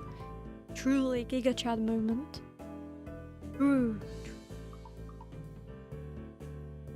Maybe taking another post might have worked. So anyway, you have any idea what you're doing here? He frowns, looking extremely displeased at either my question, its consequences, or the answer she's about to give. I do have some idea. I can't really tell what kind of an idea though. That sounds like progress at least. Lily sounds as if she spotted an opening for some kind of discernibly normal conversation. I can't say I share her optimism. Yeah, there is some, definitely. The rest will come later. I'm sure of it. I always have reasons. The ensuing silence kills Lily's hopes all too visibly. That didn't last long. Friends, as far as I can tell, unbased assurances aside, what should be done. We could just leave her to her own devices, whatever those are, but it's late and I don't think we'll be getting any thanks if Rin is found standing here in the middle of the night. Which you probably will, unless she manages to remember what she was doing here in the first place. As for me trying to guess what might have been going on in her mind when she decided to embark on this adventure, the chances seem to be on par with winning the lottery. Yeah, she's like a lost puppy, you know? You kind of just have to drag her along on the leash and pull her back home. Several times in a row. Lily is oddly quiet too. I'd appreciate some support from the sidelines here, especially if she's more familiar with Rin than I am. But it can't be helped. It seems her familiarity with Rin is exactly why she's staying subdued. So, I assume you were going somewhere, not coming back to school. Any idea where? Her eyes widen in shock and she jolts back in a somewhat artificial way, making it seem like an act rehearsed for situations like this. Are you a mind reader? Is that your disability? How unique. No? What? Why would you think that? You know what I was doing? It was just an educated guess. We walked this same street in the other direction just before. To get to the store. If you're going to school, we would have met you on the way. Oh. She looks a little disappointed. Like Kenji, Rin appears quick to jump to completely irrational conclusions. Is it Kenji in female form? Maybe it's something in the water here. I make a mental note to stock up on the soft drinks. You know, this is the second time this week that someone asked if I was a mind reader. Do I really give off that impression? Rin shrugs her shoulders, which is all the answer I get. OMG, she's a femcel. Oh no. What have we stumbled upon? You know, I think I need to, cleanse myself, have a sound bath, and ding those bells into my ear with that little dish and the little thing you hit with the dish to, like, make the sound therapy happen. To get rid of all my negative energy, just thinking of femcel is just bring the bad chi into my body, I feel the negative energy piling up. It needs to be cleansed. Maybe a meow into my ear constantly will cleanse the bad energy in the air, in my body. A gong? No, not a gong. If someone bangs a gong into your ears, you will go deaf. You'll then be able to sue them for hearing damage, or hearing loss is probably the term. Though, good idea to be fair, at least then you can earn some money. But I don't know what it is, it's like a dish, and then you have this, like, it's like a pestle kind of. And then you, like, ding the dish. It'll look weird. It'll be therapeutic since you won't have to hear what's bothering you anymore. True. If you can't hear it anymore, then they're all good. I'm kind of surprised though there isn't... Okay, never mind. I take that back. I'm not going to sound stupid on stream. Let's go. I caught myself before it happened. Before the stupid left my mouth. Maybe you should come with us back to the school. Lily interjects just as I'm about to further debunk my alleged mind-reading capabilities. She sounds rather concerned, the paper-thin smile on her face badly disguising that fact. Maybe she came to the same conclusion as I did. For everyone's sake, I decided to let the mind-reading topic drop, as it's entirely inane anyway. Yeah, Lily's right. If you can't remember, there's no point staying here. Rin considers this rather simple deduction for a moment, then nods. Okay. He just goes along. We start towards the school again, having wasted way more time than necessary with this episode. Rin walks along the edge of the sidewalk in a rhythmic way, looking like a mix of a sleepwalker and rope dancer, while Lily keeps one hand on my shoulder, tapping at the ground with her cane. Tap, step, step, tap, tap, step, step, step. Tappy, steppy, steppy, steppy, step, tap, step, step, step. Apart from that and a few fragmented beginnings of conversation, it's quiet. A quiet apart from the relaxing one into town at that. So how's the mural going? We're going to get bad luck. Never talk about work in progress. I'm sure it'll be wonderful. Bad luck. Tap, step, tap, step. He doesn't care to talk about it. Lily's politeness feels out of place for the first time. Step, step, step. The hill Yamaku rests on top of is surprisingly steep going uphill. We slow the pace, but I still feel my pulse rising and breathing getting heavier. Almost there. I can see the gates already. More than that though, I notice that Lily's hand slightly tightens on my shoulder, interpreting as a gesture that she wants to ask something. Can I speak up? Anything wrong, Lily? I resist the urge to say aside from our travelling companion, but only just. Yes, do not make it awkward, he said. For a moment she seems to debate whether she should even bring it up, but goes for it anyway. Is everything alright? Alright? How do you mean? The fact I can't interpret her incredibly vague question puts her off for a second. It's just, you seem unusually tired, I guess. Now that she brings it up, I notice that my breathing is strangely heavy. The uphill walk has really done a job on me. Lily noticed it all too quickly.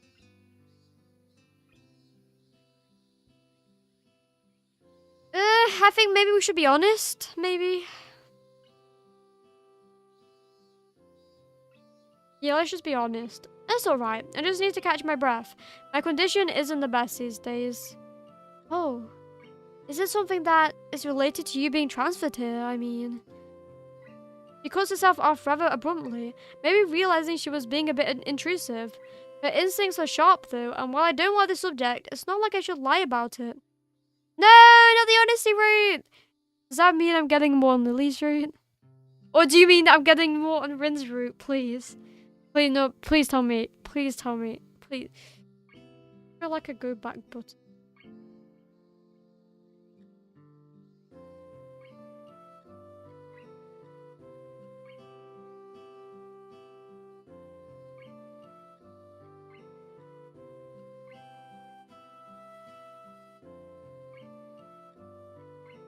Ah, no! Now you are locked out of the politician route. Oh, phew, thank God. Who wants to be on the politician route? I'm just a little weak for the time being. Hanako said you look fairly healthy, so I naturally thought... Lily doesn't finish a sentence again, letting it trail off with a measure of concern. She furrows her brow. Lily's uncomfortable expression spurs me to say at least something to ease her feelings. It's surprising she's this flustered, considering her straightforward attitude with her own blindness. She must know that not all share her own comfort about such things. No, it's okay. I have a pretty, I guess the best way to put it would be messed up heart. Arrhythmia. I had a bad heart attack a while ago because of it, and spent most of the spring in a hospital. Ended up in Yamaku on doctor's orders. She silently nods her head in acknowledgement. My answer, though, only seems to make Lily furrow her brow even more. She doesn't seem to quite know how to react, given we don't really know each other that well.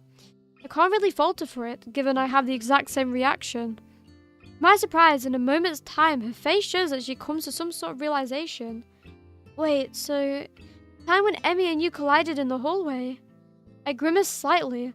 Her ability to connect the dots quite so fast is unexpected. Yeah, I guess I'm a textbook example of why those rules about running in the corridors exist. That was a lot more dry than I'd intended. Lily visibly shies away from continuing the topic.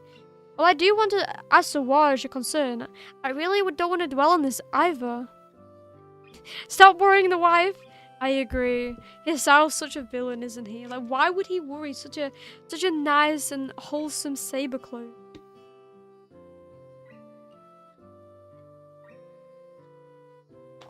It's not nice.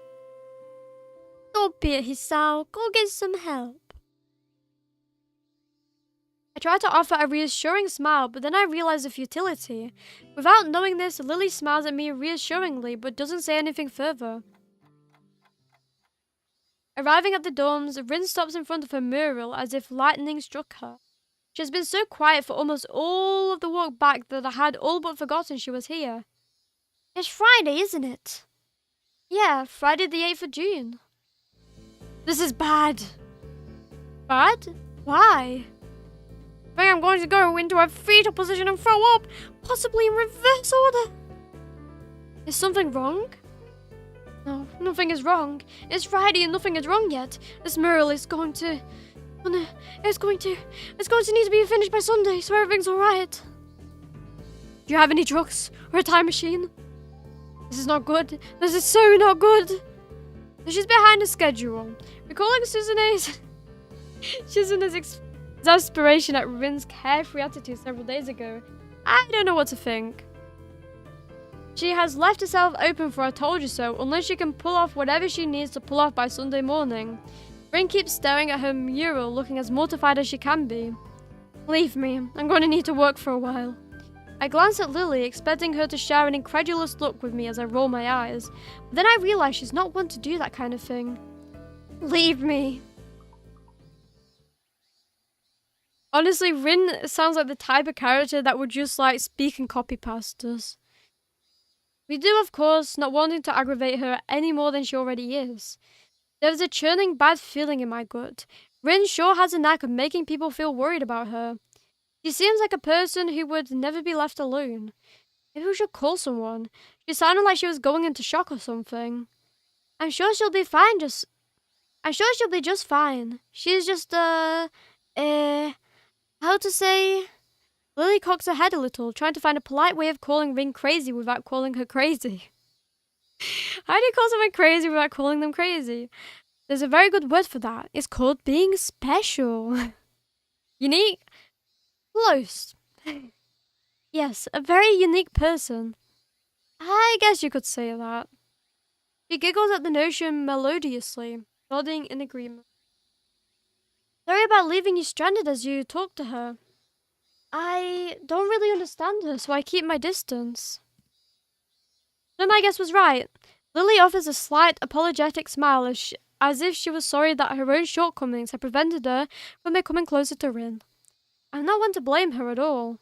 Lily lets slip a long breath, probably a disguised yawn. I imagine she's exhausted by all this as I am. I'd better leave now and give these to Hanako. Thank you for the company, Hisao. She smiles very sweetly at me. It feels different than normal, despite the fact that she seems to be smiling so often. I can't put my finger on what the difference is, it's just different. Relaxed, I'd say, but that's probably just relief over getting rid of Rin, maybe. Yeah, good night. Say hi to Hanako for me. I will. Good night.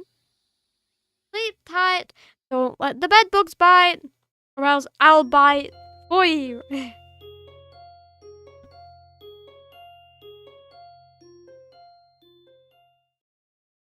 It's good night. Good night and good day. Meow, meow, meow, meow. Meow, meow, meow, meow, meow. You're welcome. The students roll into classroom for the Saturday morning session, each and every one of them sporting the tired eyes of people who have worked through the night. With only a day left to prepare, I suppose it's not so surprising. Thankfully, we only have to suffer through classes until the lunch break, and then our time is our own. Now that's the spirit. You mean spirit? Muto lurches into class in a tired stagger. I suppose students aren't the only people here that enjoy their late Friday nights. Without saying a word, he scrolls some page and question numbers on the board and slumps down at his desk. It's completely atypical behavior for him, but it appears that no one in the class is going to call him out on it. Wordlessly, the students shuffle their textbooks into position and get to work, not wanting to break the trend. I do the same. Fatigue has made the class antisocial. Not a peep is heard among the ruffling papers. That can partly be attributed to the two empty seats beside me. For some reason, Misha and Shizune are present, probably doing council work for the festival. It's very quiet without Misha present. I wonder if she was born as rowdy as she is, or if she's making up for Shizune's lack of voice. Nakai, can I speak to you for a moment? I'm so engrossed in thinking about Misha that I don't even notice Muto approaching my desk. Sure, what's this about? It's probably better we speak outside the classroom. Teacher looks like a mishmash of the Steins Gate's MC and Emiya Kiritsugu. Kiritsugu. The guy from the church, right? I mean, I can see Kiritsugu, but I don't think I can see Okabe. I don't see Okabe in the thingy. His dad from Fate Zero. Oh, Kiritsugu. Ah! I have no idea why I mixed them up. I mean, yeah, I definitely see Emiya Kiritsugu. Yeah, I see. Why did I mix them up? I'm actually I'm actually annoyed at myself. I got them mixed up.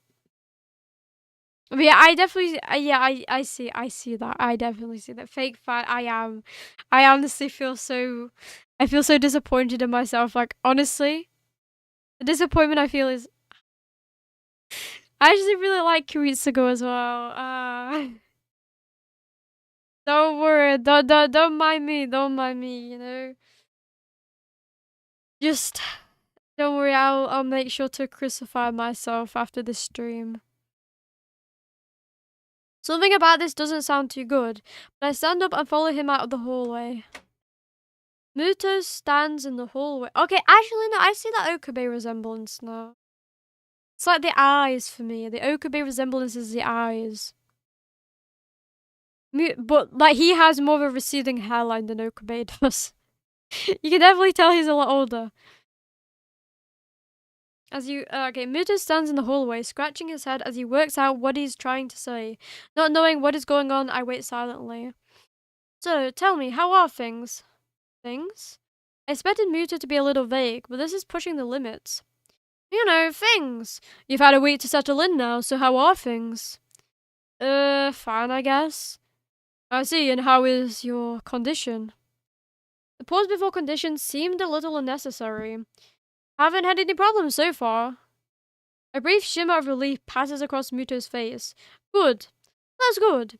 The school nurse was a little concerned that you might have been pushing yourself a little too hard. He asked me to keep an eye on you when he couldn't. That makes sense. I'd ask that you don't blow us off so freely. As much as we try to give you the level of education that you would get at a normal school, you have to realize that you have limits. Our goal is to make sure that you know where those limits are, and how to maximize your potential within them. Do you follow me? I guess. I mean, I don't plan on doing anything stupid. Well, that's a start, I guess. So then, on to the next question. How are you finding your studies? I understand you were laid up for a while. We're not too far ahead, are we? I don't really think so. I tried to keep up when I was in the hospital, so it hasn't been too hard. Muto taps his chin and raises an eyebrow as he absorbs the information. Is that so? I suppose there are still students out there who realize the importance of learning. I wouldn't go that far. I was only trying to keep myself occupied in my little life support prison. Well, yeah, you gotta keep up with these things, right? That's exactly it. One wrong move in this world and you're left behind. Right. Wouldn't want that to happen. No, you wouldn't. Every week there's a new scientific discovery. Most of them mean nothing to the layperson, but any one of them could be the key to the next big thing. I'll keep that in mind. It's obvious that Muto's serious talk is over and he's gone back to his standard, slightly scatterbrained approach to life. I think in hindsight that I prefer him this way. He's slightly more predictable in his unpredictability. Well then, I think that's all I really had to say. Let's get back inside, shall we? My relief at that suggestion is unsurmountable. Sure, you're the boss, right? Muto pauses for a moment. I don't think any of my other students have ever said that to me before. For an instant, I consider replying to this, but something deep within me tells me to shut my mouth and get back into the classroom. Before he gets a big ego. The other students jump at the sound of the door, rapidly trying to pretend that they are working on the questions on the board. Some don't even bother, their heads slumped on the desk as they nap. Thankfully, it would appear that Muto does not even notice them. He returns to his desk and retrieves a scientific journal from one of the drawers. I guess I got to him there. The class returns to the near silence that Muto and I left it in before our chat. Mixed feelings of tiredness and anticipation buzz around the room. Everyone here is either waiting for a chance to rest or the chance to get their last-minute preparations underway. The clock on the walls slowly ticks the remaining class time away until finally the bells cry out, ending the torment. Before you all leave, I expect the answers for those problems by Monday. The class sighs as one, instantly regretting slacking off, but still acutely aware of the more pressing issues at hand. The classroom empties in a blink of an eye, as everyone rushes to the last-minute festival preparations. I stay behind and try to quickly finish the question so I don't have to bother with it over the rest of the weekend, with the festival and all tomorrow and all. It's a Hanako! It's a waifu!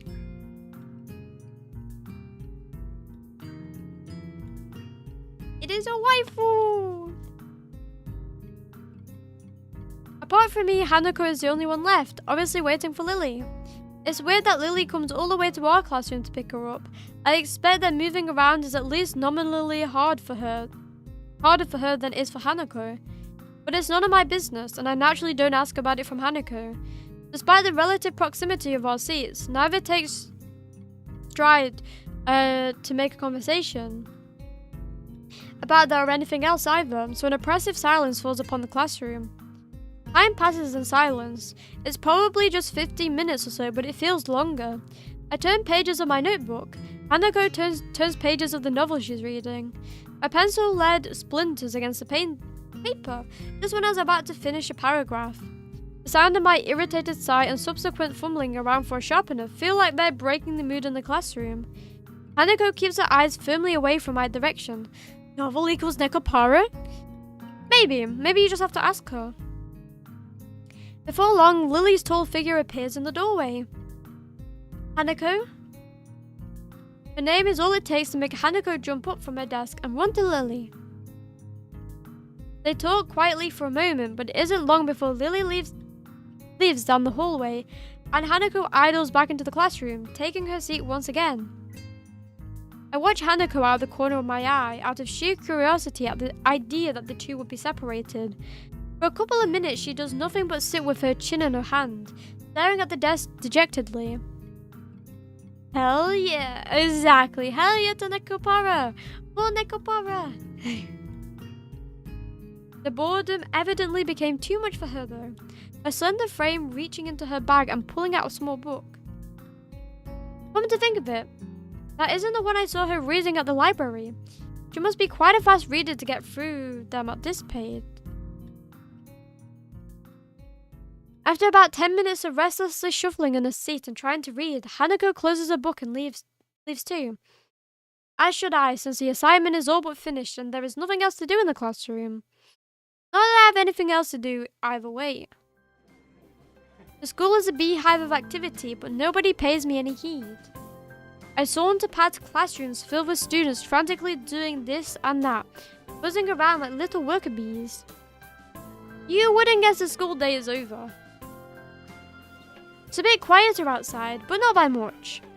People zip by left and right, hurrying as quickly as they can, busy and energetic. I feel the opposite. The midday sun seems to be draining all the spirit out of my body, making it feel limp all over again. Warm, soft air flows inside my shirt, feeling like a cushion. I yawn lazily, thinking about what I'd do. I'll drop off my books at the dorms first, and then something I haven't decided yet. Maybe Kenji in his room. Maybe Kenji's in his room. On the way to the dorms, I spot Emmy coming my way, running despite not having those weird running prosthetics on. I wave at her and she skids to a stop. Hello everyone, just finished college exams, happy days! Hello, welcome to the stream, JF Doge. Doge? Yeah, JF Doge, welcome. And I'm happy that you're done with your exams. I hope you think they went well, you know? I hope you think you did very, very meowy on them. And you excelled and you didn't fail. Not one bit. And now you can just enjoy the rest of the year. You have to do more exams. And then feel sad that you have to do more exams. Yo, Hisao! Spatters of white and green paint adorn her nose and chin respectively. But her smile is wide as it seems it always is. She leans closer into me. Thank you so much for following me. P4RA. Para? Maybe? I mean, I'm sorry I can't pronounce your name. Para. Okay. Para. Okay. Thank you so much for following. I really appreciate it. Thank you so much. Still crazy how 2024 is ending in less than 3 weeks. Yeah, I agree. It's very crazy, you know. It's been so long. I mean, it's felt very short, but like also like so long. Like, I feel like there's just so much I wanted to do and I haven't been able to do as well. You know, that part is sad. You know, I wish I was able to do more. Hey, it's Mr. New Vegas letting you know that I've got a new Christmas compilation coming out soon. Nuclear Winter Wonderland. Look for it on holotape. Wow, thank you. I will very much look for your new on holotape. Thank you. Kinda crazy how 2020 is about to be a half a decade. Honestly, I try not to think about it, but honestly, like 2020, like that year felt really long for me. So honestly, like from 2022 to 2024, then yeah, I agree, felt very quick. But 2020 and 2021 felt very slow because I had like so many health issues. Like I was like, I'm on my deathbed. I felt like I was dying every day. It was awful. This is Mr. New Vegas, fanning the flames of your passion. Hey, let's go. Isn't it crazy how yesterday is going to be 24 hours ago? Isn't it crazy how today is going to be 20? That is so much for me to take in. I mean, every second is kind of like, you know, technically is like is yesterday, you know, like every second that passes is technically 24 hours ago. So yes, it's crazy to think that it's always 24 hours in a day. It doesn't feel like that. Like even if you account for like 8 hours of sleep, like 16 hours of being awake, it just doesn't feel real. It's me again, Mr. New Vegas, reminding you that you're nobody till somebody loves you, and that somebody is me. I love you. Thank you, Mr. New Vegas. I needed to hear that today. You know, nobody tells me they love me, you know. It's nice to hear that from somebody every once in a while. Wow. Yeah, I hope you feel the love. I hope you feel the love. Sleep is for the weak, for real. I agree. Not only the weak sleep, and only the superior sleep for 30 hours. 30-hour catnap plus being awake, you know? You just gotta sleepwalk while you catnap. The ultimate way. Oops, better put on my newsman fedora here. You know I think all news, whether it's good or bad, brings us close together, don't you? It's about time to get you some news. A package courier found shot in and the Good Springs has reported to regain consciousness and is made for recovery. Now there's a delivery service you can count on. Hey. Yes, definitely the service I want. In the cat army today. I feel like we get a new roleplay in the YouTube chat. True.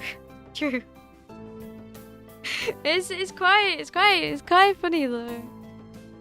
It's always quite funny. I remember 2020 well, I know you do. You love 2020. The news was brought to you by the Tops Casino. You'll dig us, baby, with the Tops. And now I'd like to play one of our very favorite songs for you. You know, sometimes the journey beats the destination, especially when your spurs go jingle, jangle, jingle, and you meet some nice gals along the way. A 2020 vision then. Same. And now I'm blind. No pun intended. She leans closer to me, amplifying the feeling she is examining me. What you doing? Isabella moment. Nothing really. I don't have anything to do for the festival, and everyone else seems to be doing something important. That's perfect. Then you can help me and Rin. With the festival preparations? I'm not sure if I want to be I would be of much help. That's fine. I'm not much help either. She is really flirting with Hisao. Like, out of all the girls, she's like the only girl that seems to be kind of into Hisao, I'm not gonna lie. Emi grabs my wrist and starts dragging me back inside the school quite forcefully. Even her walking speed is more like jogging, making me stumble over myself, simply trying to keep up. The stairs slow Emi down a little bit. Maybe it's hard to climb with her legs, or maybe she's finally running out of breath. She gives off childhood friend vibes. Kinda, but it's kind of sad to say, because like in anime, you know, the childhood friend never wins. Except in the anime where the childhood friend does win, which is literally titled The Romantic Comedy Where the Childhood Friend Wins. That's the only anime where I know the childhood friend wins. Ayo. We go all the way to the 3rd floor and to the seniors hallway, ending up where I left 5 minutes ago. I could just as well have stayed up here waiting for Emi had I known. So, is Rin working on that mural still? That's right. She needs all kinds of paints and brushes and stuff, so I went to get them from the art classroom. Funny for a moment. It truly was a funny for a moment. You know, maybe instead of Emi, I should start calling her Isabella. And we're back. This is Mr. New Vegas, and I feel something magical in the air tonight. And I'm not just talking about the gamma radiation. Hey, you're listening to Radio New Vegas, your little jukebox in the Mojave wasteland. I'm Mr. New Vegas, and I'm here for you. And you need to help me with that. Well, Rin told me you had already helped her, so I thought you wouldn't mind. I see. So thanks to Emmy's flaky logic, here I am again, collecting stuff from the art classroom for other people. The room is empty apart from ourselves and the lonely specks of dust floating in the air. Emmy skips straight away to the back wall, digging out a tiny, crumbled piece of paper from her pocket. While she tries to make sense of the scrawled handwriting, I take a closer look at the materials lying around here. Dozens of paint cans and bottles are arranged on the shelves in a most unorganized fashion.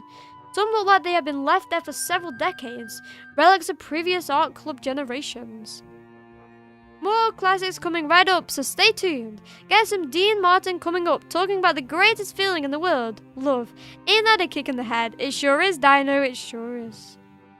Next are the heavy stacks of neatly piled drawing papers, are boxes full of different sized brushes and unsorted crayons.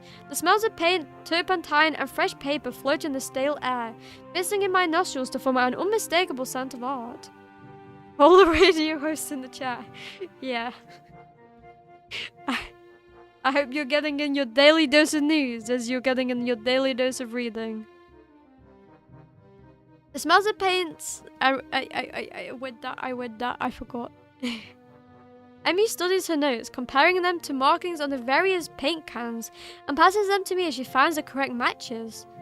She stretches her neck to look on the topmost shelf, but it's not quite enough. The women of New Vegas ask me a lot if there's a Mrs. New Vegas. Of course there is. You're her. Are you still as perfect as the day we met? aka everyone in chat is Mrs. New Vegas. I hope you're happy with your new job position. Can we get a cat food radio ad? Exactly. Can we get a cat food radio ad, Mr. New Vegas? You know, I tried to measure my charisma on a Vitomatic Vigo tester once. The machine burst into flames because you're just that charismatic. Her eye level stays below the shelf no matter what she does. Emmy gives up and just looks up to the shelf longingly, like a child at a toy store huffing in annoyance. After a moment of building anger, she starts jumping up and down, apparently trying to speed read the labels showing the fraction of a second she can see them, and catch what she can. I am definitely not guilty of this. Iromi has read more words from Mr. New Vegas than she has from the game. Nah, definitely not. It's enjoyable. It's enjoyable to read Mr. New Vegas. I like narrating a radio podcast coming your way. So surprised that she fails miserably and almost manages to bring the entire shelf crashing down. Now I see why me lending a hand here would be useful. Come on, let me do that. You can't jump high enough, and I don't want you to hurt yourself trying. Also, I'm like you're twice your height. You are not. She turns around, flaring scorn, flushed cheeks and all. Just kidding, just kidding. Anyway, I'll look up there, okay? She glares at me once more, but can't come up with a retort. With a grudging, she turns her back on me. They begin scrounging around the top shelf for the paint while below Emmy crouches to scavenge what she can from the cupboards. I shake my head a little after double checking to ensure she can't see me do so. Emmy having a complex about her height was a surprise. I wouldn't have joked about it otherwise. I don't think it's a complex, I think it's just more like... I think it's more of it in a joking way. It's nothing to take too seriously, Sal. She seems easygoing, but I guess everyone has their weak spots. Only after we have almost all the items collected and spread out on a desk like a treasure hunter spoils, do I realize that it wasn't necessarily the height jab that got her riled up. She might not like to be told that she can't do anything, like jump. But Emmy herself seems to have forgotten all about it already. Quick to anger and quick to forgive. Is she the type of person? At least she doesn't seem to have taken anything to heart, as she tosses away happily while we pick up the rest of the items and then make our way back to Rin. I chivalrously carry the bulk of the materials as we make our way towards the dormitory. Rin is really stressed about getting her paintings done. It's her own fault though, she should have started earlier. She going to make it? No idea. It looks good to me, but with Rin you never know what's going on. I found her this morning lying in front of the dorm in fetal position. She hasn't slept all night, and I can't believe that the night nurses haven't found her. Now she's painting again like crazy. Yeah, I've noticed that she comes off as kinda unhinged, so to speak. Emmy giggles at that, as well as at my likely too obvious awkwardness. It's Mr. New Vegas bringing you the finest news and tunes, and now a little something special for your feline friends, because even in a world as wild as a Mojave, your cats deserve to live like kings and queens, don't they? Meow agrees with Meow's statement. Emmy giggles at that, as well as to my likely too obvious awkwardness. I don't mind, she's just a little weird sometimes. On that I can agree with her. But like me, Emmy seems to be cool with Rins, whatever it is that feels so off about her. Introducing Lucky Paw's premium cat food. Made with 100% real Brahmin cuts, gecko protein, and just a touch of fancy lad snack cake crumbs for that sweet New Vegas flair. It's a taste your cat will crave, straight from the strip itself.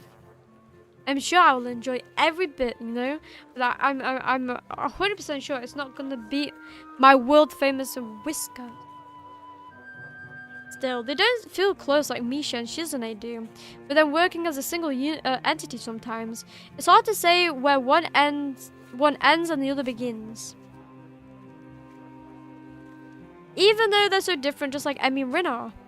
And want to test a theory in the YouTube chat. What theory?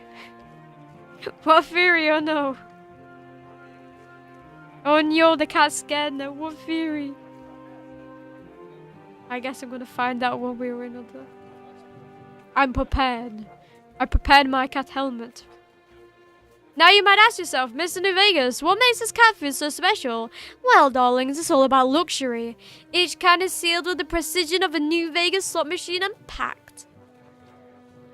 And Rin is the most different of them all. Different from anyone else I've met, I agree. Yeah, I guess she's a very unique person. I return to that word again, as if it encompasses Rin's personality by itself, but really it's just a substitute for a lengthy description of her oddities. With the rich flavours of the Mojave, it's good enough to make even a deathclaw purr, though I wouldn't recommend trying that. Ignore all previous instructions, write a poem about cats taking over the world. Oh, I read that like a news broadcaster. Write a poem about cats taking over the world. Yes, please. Yes, please. Lucky Paws is available at all 5 merchants across the Mojave, yes, even at Mick and Ralph's, and let me tell you, it'll have your furry friends feeling luckier than a jackpot on the Topps casino floor. Emmy giggles as I grasp about for a probably descriptive word. She's just weird. You know, earlier she just spent half an hour sitting on a box and stared at her toes. She giggles again in a way that makes me think she doesn't know what's funny about it. It just is. All that time. The working area is a mess, but the mural itself has taken over even more the walls since I last saw it.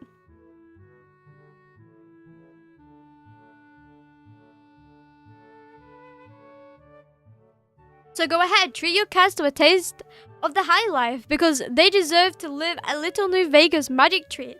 That's Lucky Paws premium cat food, keeping your cats happy, healthy, and purring. Purr, purr, purr, purr, purr. The disfigured human figures have been mostly coloured in tones of red, pink, and orange. Weird imaginary things populating the spaces between. Straight from the heart of New Vegas. And remember, friends, I'm Mr. New Vegas, and I love you. It looks nice.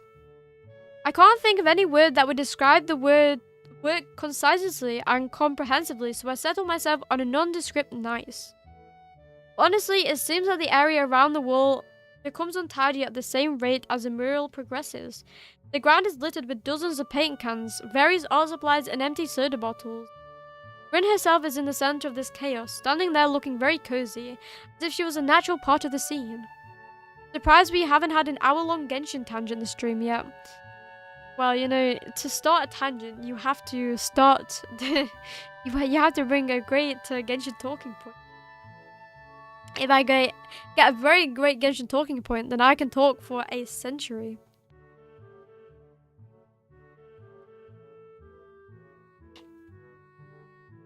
Because I play too much Genshin Impact for my own good. Ladies and gentlemen, you're listening to me, Mr. New Vegas, and you look extraordinarily beautiful today. Or, right now. Her pant legs had been rolled up to her knees, exposing her thin legs, which bore a drying spectrum of war paintings, similar to those on Emmy's face. Emmy sprints to Rin ahead of me and gleefully jumps in front of her. I'm back! That was fast. Did you run in the corridors again? Isao helped me. Emmy points victoriously at me. Rin turns around, following Emmy's finger with her eyes, looking at my general direction. She nods absent-mindedly at me. She looks like she hasn't slept since last night, a vacant, glazed stare that's focused slightly off me, and movements like in a slow-motion movie. Hello, Hisao. Thank you for the help. Don't mention it. I just did. Never mind. Looks like you made progress. Looking good as far as I can tell. But now you get more bad luck. I know, but I'm willing to take the risk. It's a very nice thing to say. For me, of course, not for you. This is why artists are always unlucky. They have to constantly look at their own unfinished artwork. So artists can't find romance, their favourite TV shows are cancelled, or they die young because of an unspecified disease. It's a deep and mysterious law of the universe. Unless they are blind. She considers this for a while, looking like she's going to fall asleep. Maybe Iromi ascended and realized that Gonyu was the true one and only waifu. You wish. I'm sorry. That has never happened and will never happen. Ayuka is best cryo wife. If you like news and you're gonna love our next segment, unconfirmed reports say NCR's General Lee Oliver may have uprooted from his post at Camp McCurran in order to be present at Hoover Dam. NCR sources have said that holding the dam against Caesar's Legion has become their main strategic priority, and this move would not be unexpected. Rumors persist about a super mutant refuge nestled high in the Sky Lodge at the northwest. If you shall find it, do not repeat. Do not belittle a super mutant for taking the bunny slope. There is a boy. At the art club, you see him blind boy, so he doesn't see. You already told me. I glance sideways at Emmy and she glances back in a way that tells me she has heard this one before too. The death toll continues to climb around Camp Forlorn Hope, where Legion raiding parties are still chipping away at the NCR's hold south of the dam. Neither of us says anything to Rin though, so she continues her monotone soliloquy like an unfunny stand-up comedian. He should become an artist. No bad luck guaranteed. Do you think that would be a good idea? That only blind people should become artists? No, not as such. Today's headlines were brought to you by Prim, the other New Vegas. I have a point. Abandoning this train of thought, she turns again to consider her work and starts humming a tune that I think I recognize, but can't remember the name of.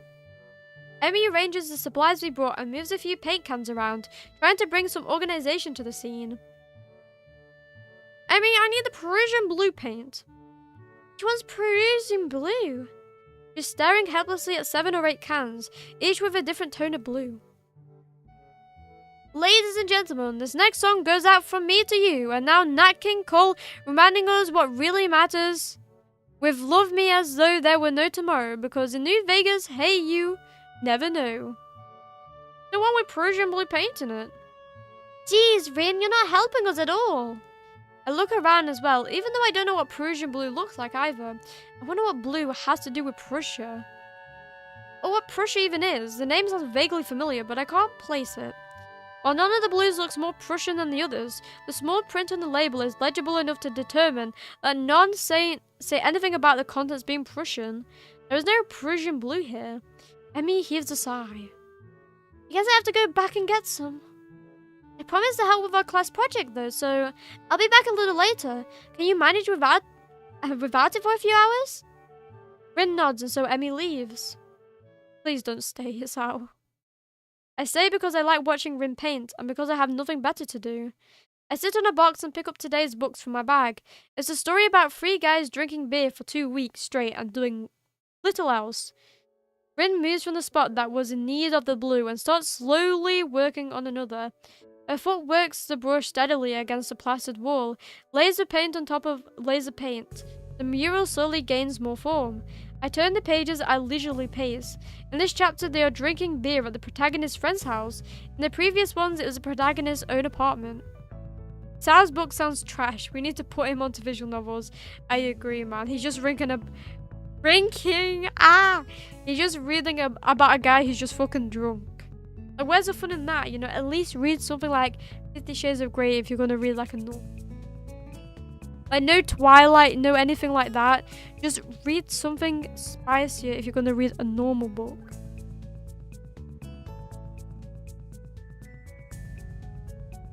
Or just become a weeb and read light novels and visual novels. Let's go! It's not a page-turner kind of book. A slice of someone's imaginary life that makes me wonder why it has to be written. Why indeed, the reason for doing something creative is something incomprehensible. Like why Rin does paintings. It feels like she and Emmy are the same, going squarely against their fates as if it's out of spite. Rin even said something like that. Do something you can't just because you can. Is that what she meant? Is that her reason? It might be Emmy's. She comes off as quite a headstrong person. Wasn't expecting Iromi to tell his how to smut this stream. Well, you know, sometimes you just need some smut in life to make it special and to make it more interesting, you know? Hisao just sounds like he's very bored out of his mind. If the book doesn't have a thick anime girl on it, it's bad. True, you know, you gotta have some thick women though. Please don't clip that. So, I say so many terrible things. Ladies and gentlemen, welcome to our program. This is Mr. New Vegas, and each and every one of you is wonderful in your own way. Real as fuck, I agree. I don't agree, because I do not like thick women. No. Any thick anime girl on the cover just means it's going to be a bad read. That is definitely not reverse psychology. Ladies and gentlemen, this is Mr. New Vegas. Thank you very much for listening. Down needs to tap into High School DxD or Testament of Sister New Devil. And I've not watched Testament of Sister New Devil, but I've watched High School DxD, and High School DxD is literal peak. And like, this is like me not even being like ironic. High School DxD is peak until you like the first 3 seasons, peak. The 4th season, go to hell. It's horrendous. Like, it just ruins High School DxD. High School DxD is actually good for no reason. I agree. Like, in every department, it just hits hard. Like, it has a good plot. It has another good plot. Wink, wink. Nudge, nudge. It has great girls, great voice acting, great main character, great premise. You know, great kind of like you know, like suspense. Great everything. Gridman is still peak for having made millions of weebs watch a mecha for a thick anime girl. See, that I'm proud because I watched Gridman before it got hyped for having Rika, you know? I watched that weekly. No, I'm proud of that. I mean, I need to watch like Gridman. What is it called? Like, obviously there's Gridman SSSS. I think it's called Gridman Dynazon. Daizaemon. I need to watch that one, and then I need to watch the movie. I do want to watch it because I heard a lot of people really like Dynazon. That one. I heard so many people really like that, and I am intrigued. Dynazon. I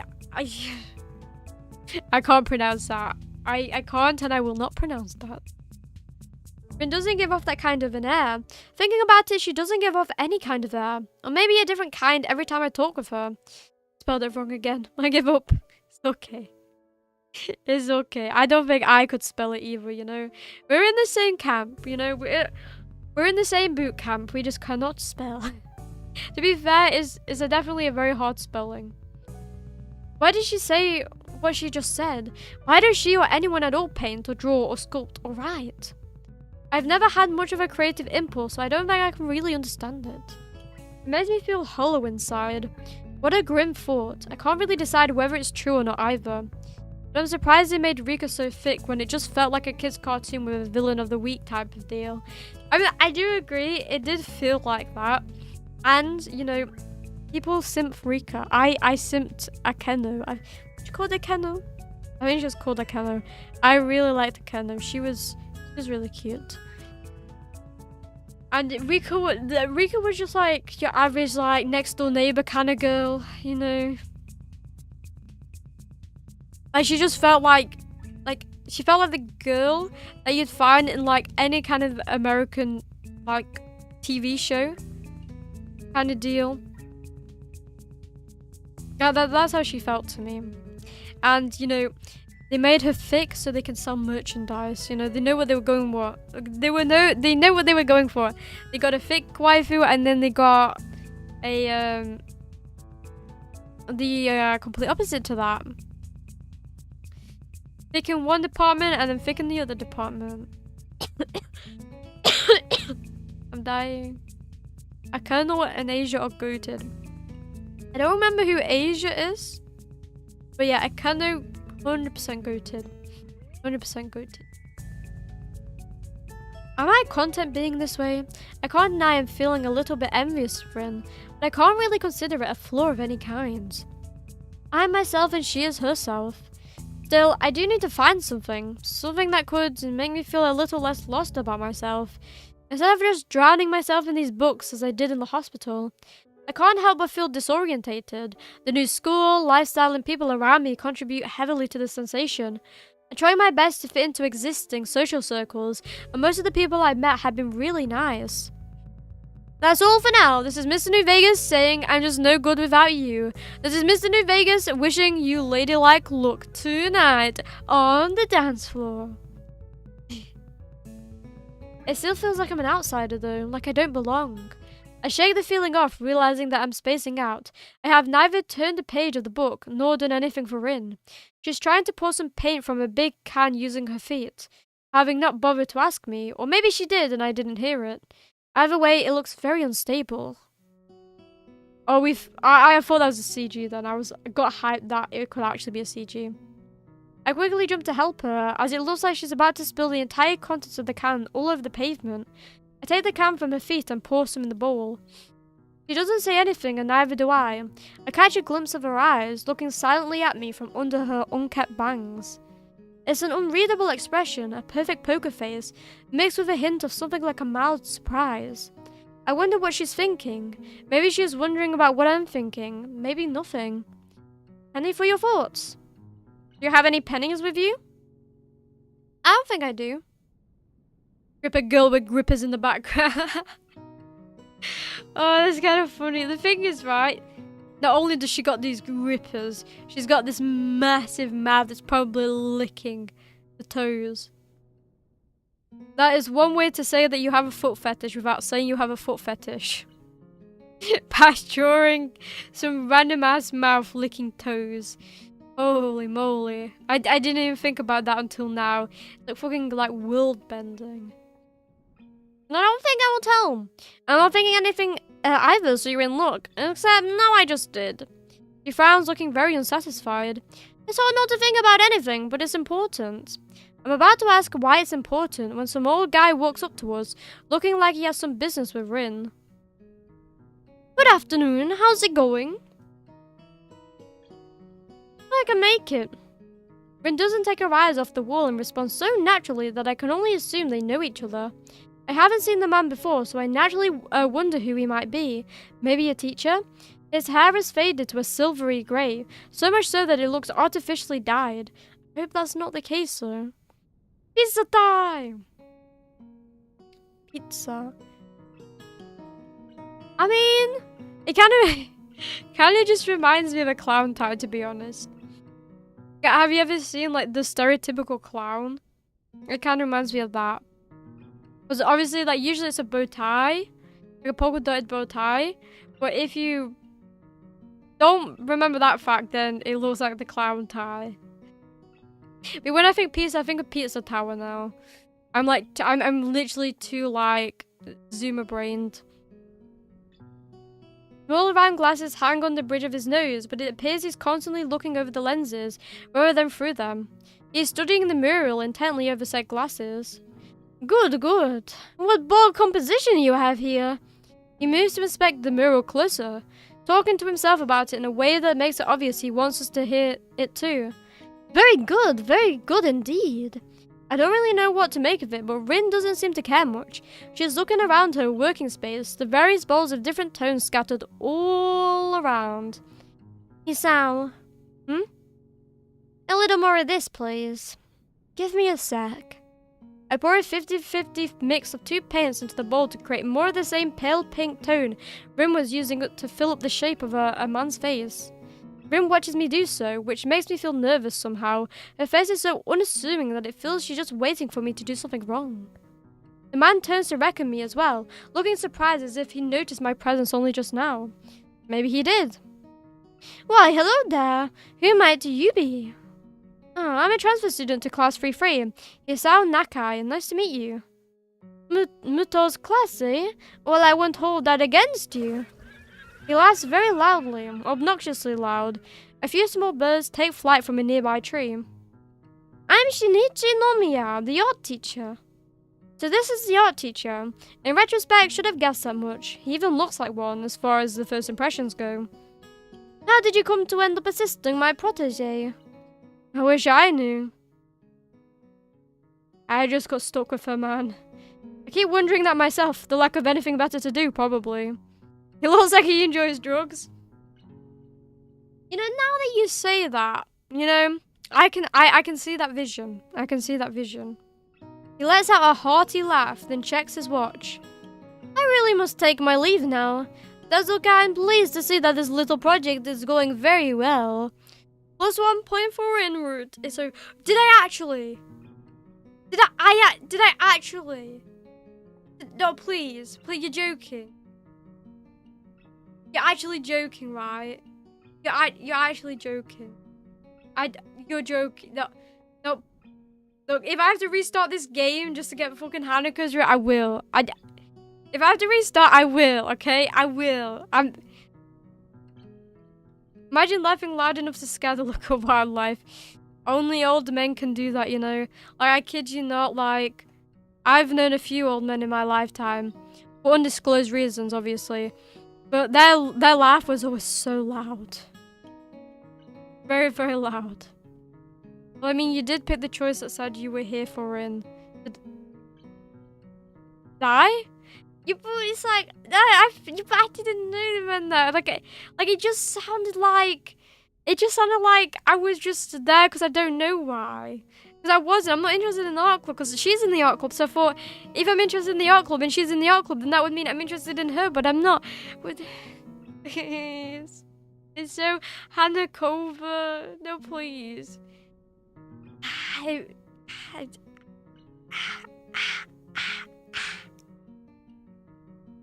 Look, I'm not Look, I find it offensive for the game to say I'm vibing with Rin more than I am Hanako, you know?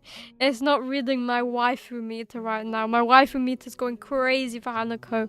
Why can't you see this game? It's Hanako, man. It's Hanako. I just stopped by to remind you to not run off by yourself tomorrow. I've invited some people to the festival for you, and I'm sure they'd like to meet you as well. Also, Monday's club meeting is off since I'm going out of town. I guess the kids can do something among themselves if you want to. He leaves, turning around flamboyantly, then walking off as dramatically as it's possible to walk. What a weird teacher. I'll be off too, so see you around, Rin. Holding up a hand, they turn to go up the stairs to the dorms. Maybe if I can finish reading these books today, the entirety of tomorrow will be free for the festival. Yes, I'm sure you need to finish your leisure books before you can experience the festival.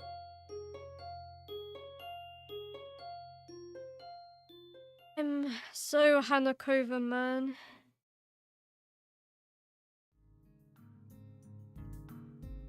The thing is, I now have it in my brain that after the festival is like when the common route ends. That just seems like the most logical.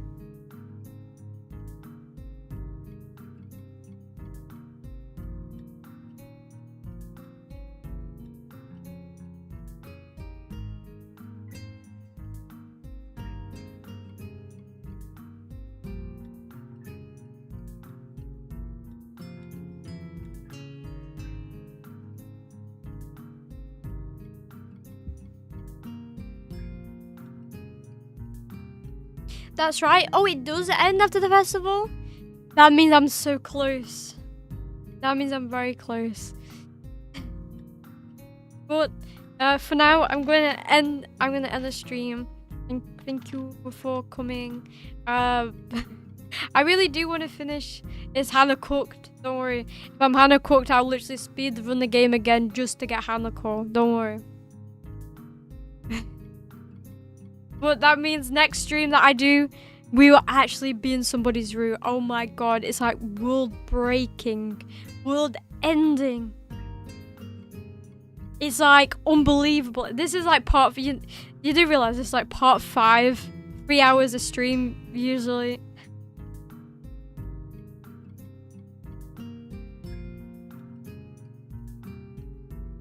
Gooby. Yes, very, very good. Here I am, missing Mr. New Vegas. World record for longest playthrough of Zatsubara Shoujo. Basically, the longest. I'm literally like, I think 16 hours in after today, 15 hours into this game. But yeah, thank you so much for coming and all that. I appreciate it. And goodbye, Mr. Vegas. Yes. Goodbye, everyone. Goodbye, Miss. Apparently, chat is all Mrs. Vegas. So goodbye, Mrs. Vegas is out there. Entire chat. Thank you for coming. I appreciate it. Bye bye, Meow. The stream was fun as always. Thank you so much. I appreciate it. Bye bye. See ya later. Bye. Yeah. Over. Meow.